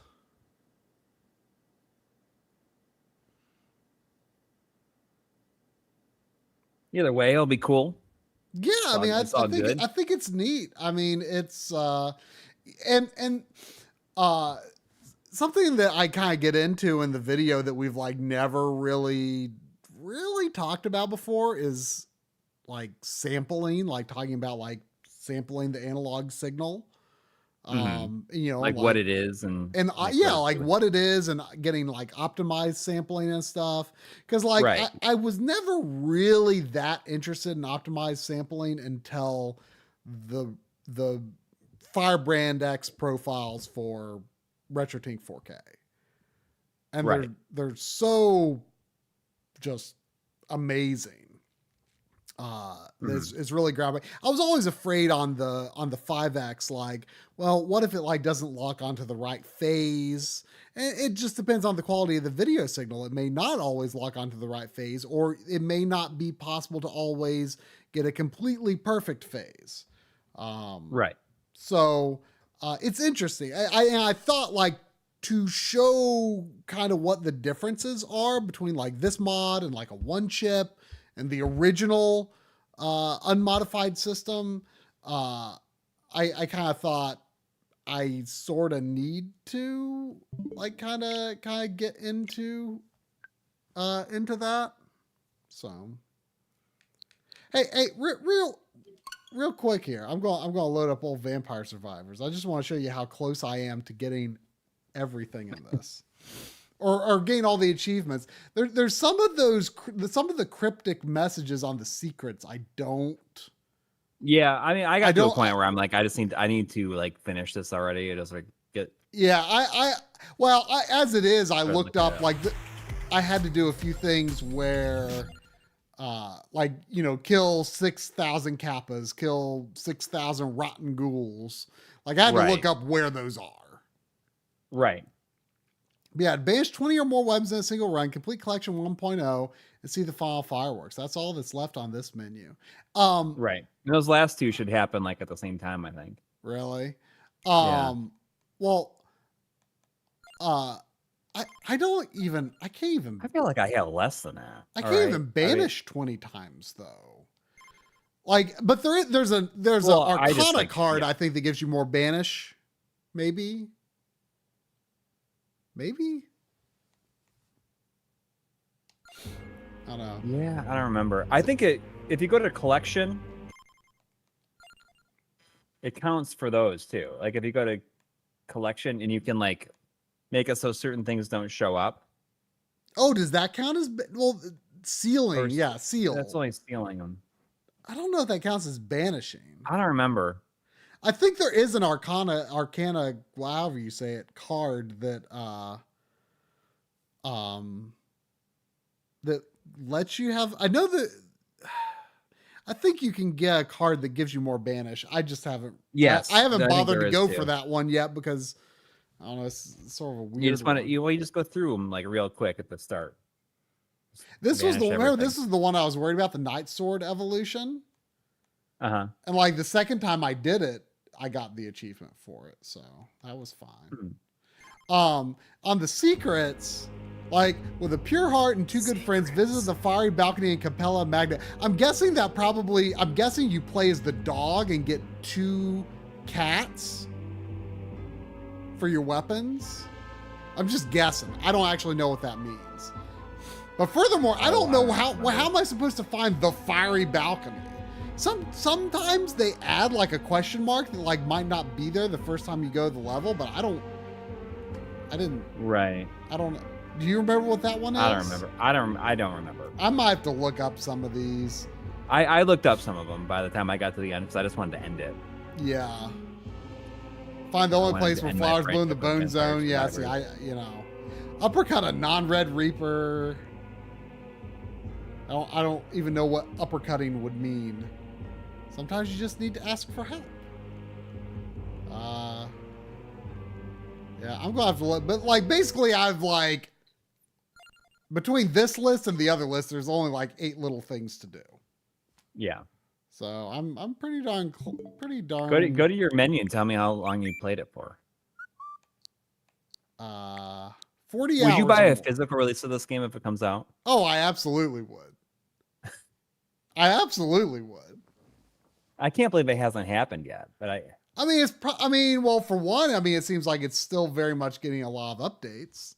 Yeah. And 2, like the economics probably don't make sense, but I think enough people would buy it, like if it was the right size of run, you know? Yeah. I played Pikmin 4 for 15 hours. I was really confused about Advance Wars 1 and 2 Reboot Camp on my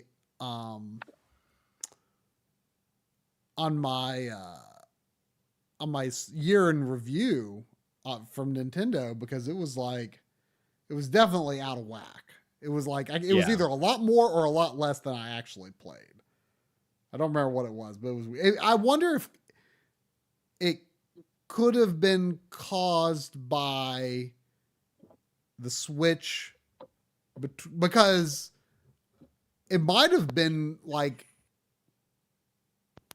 because I started playing it before,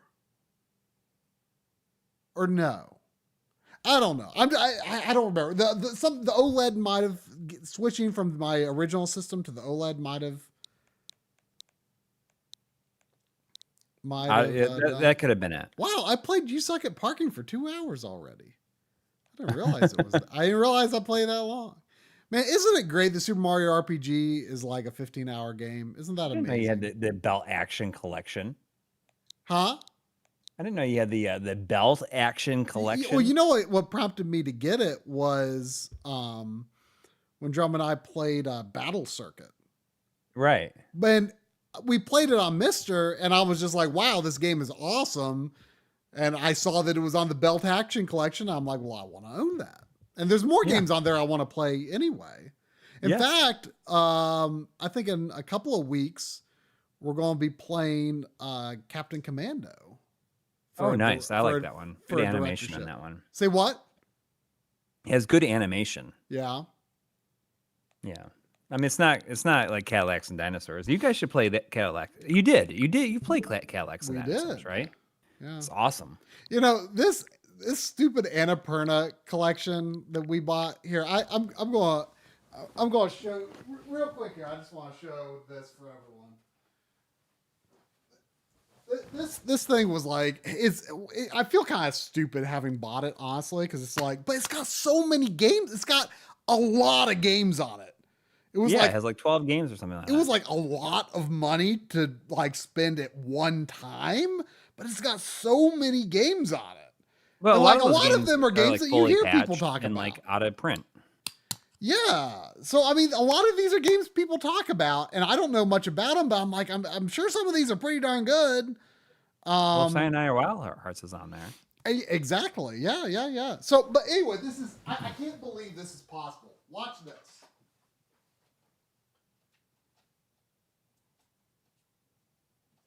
Actually, oops. I need to close Vampire Survivors first, I think. The Annapolis collection. Annapolis. What? Annapurna? I'm just kidding.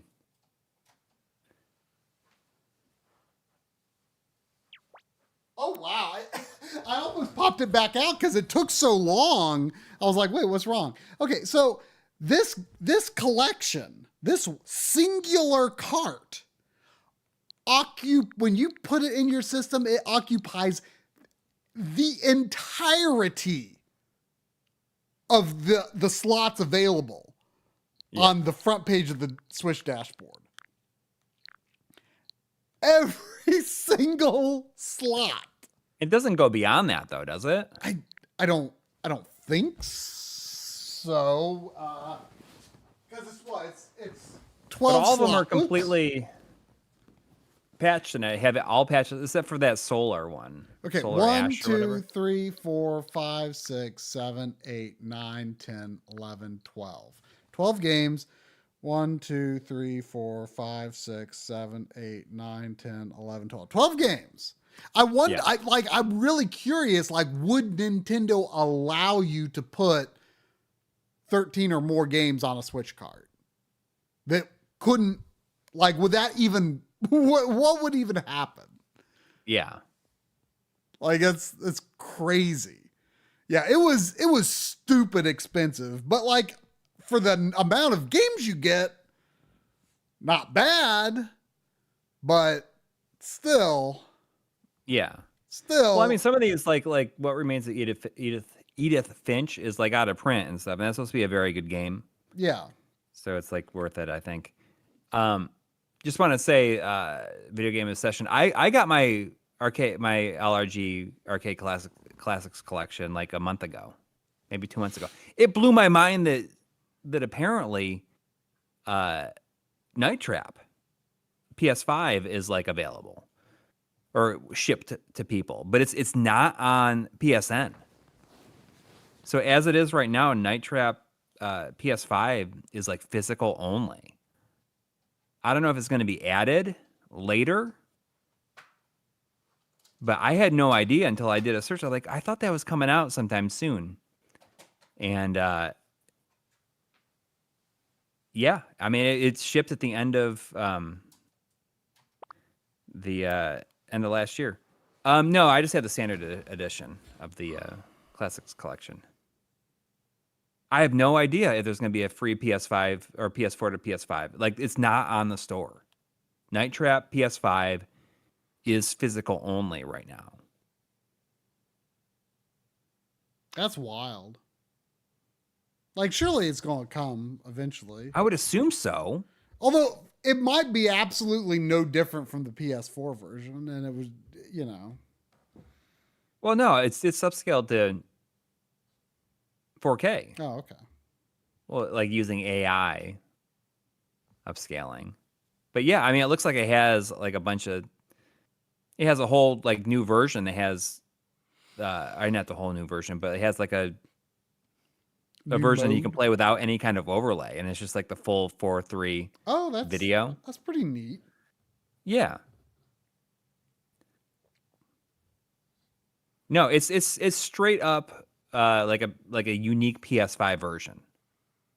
It's not just the PS4 version code on a PS5 disc. It's like a straight up like AI. It's like using like that Topaz AI upscaler. It's upscaled to 4K, like using AI. It's like it's not the PS4 version. Interesting. Yeah. I don't know. Hopefully it gets put on the store and there's like an upgrade. Yeah, that's surprising that came first.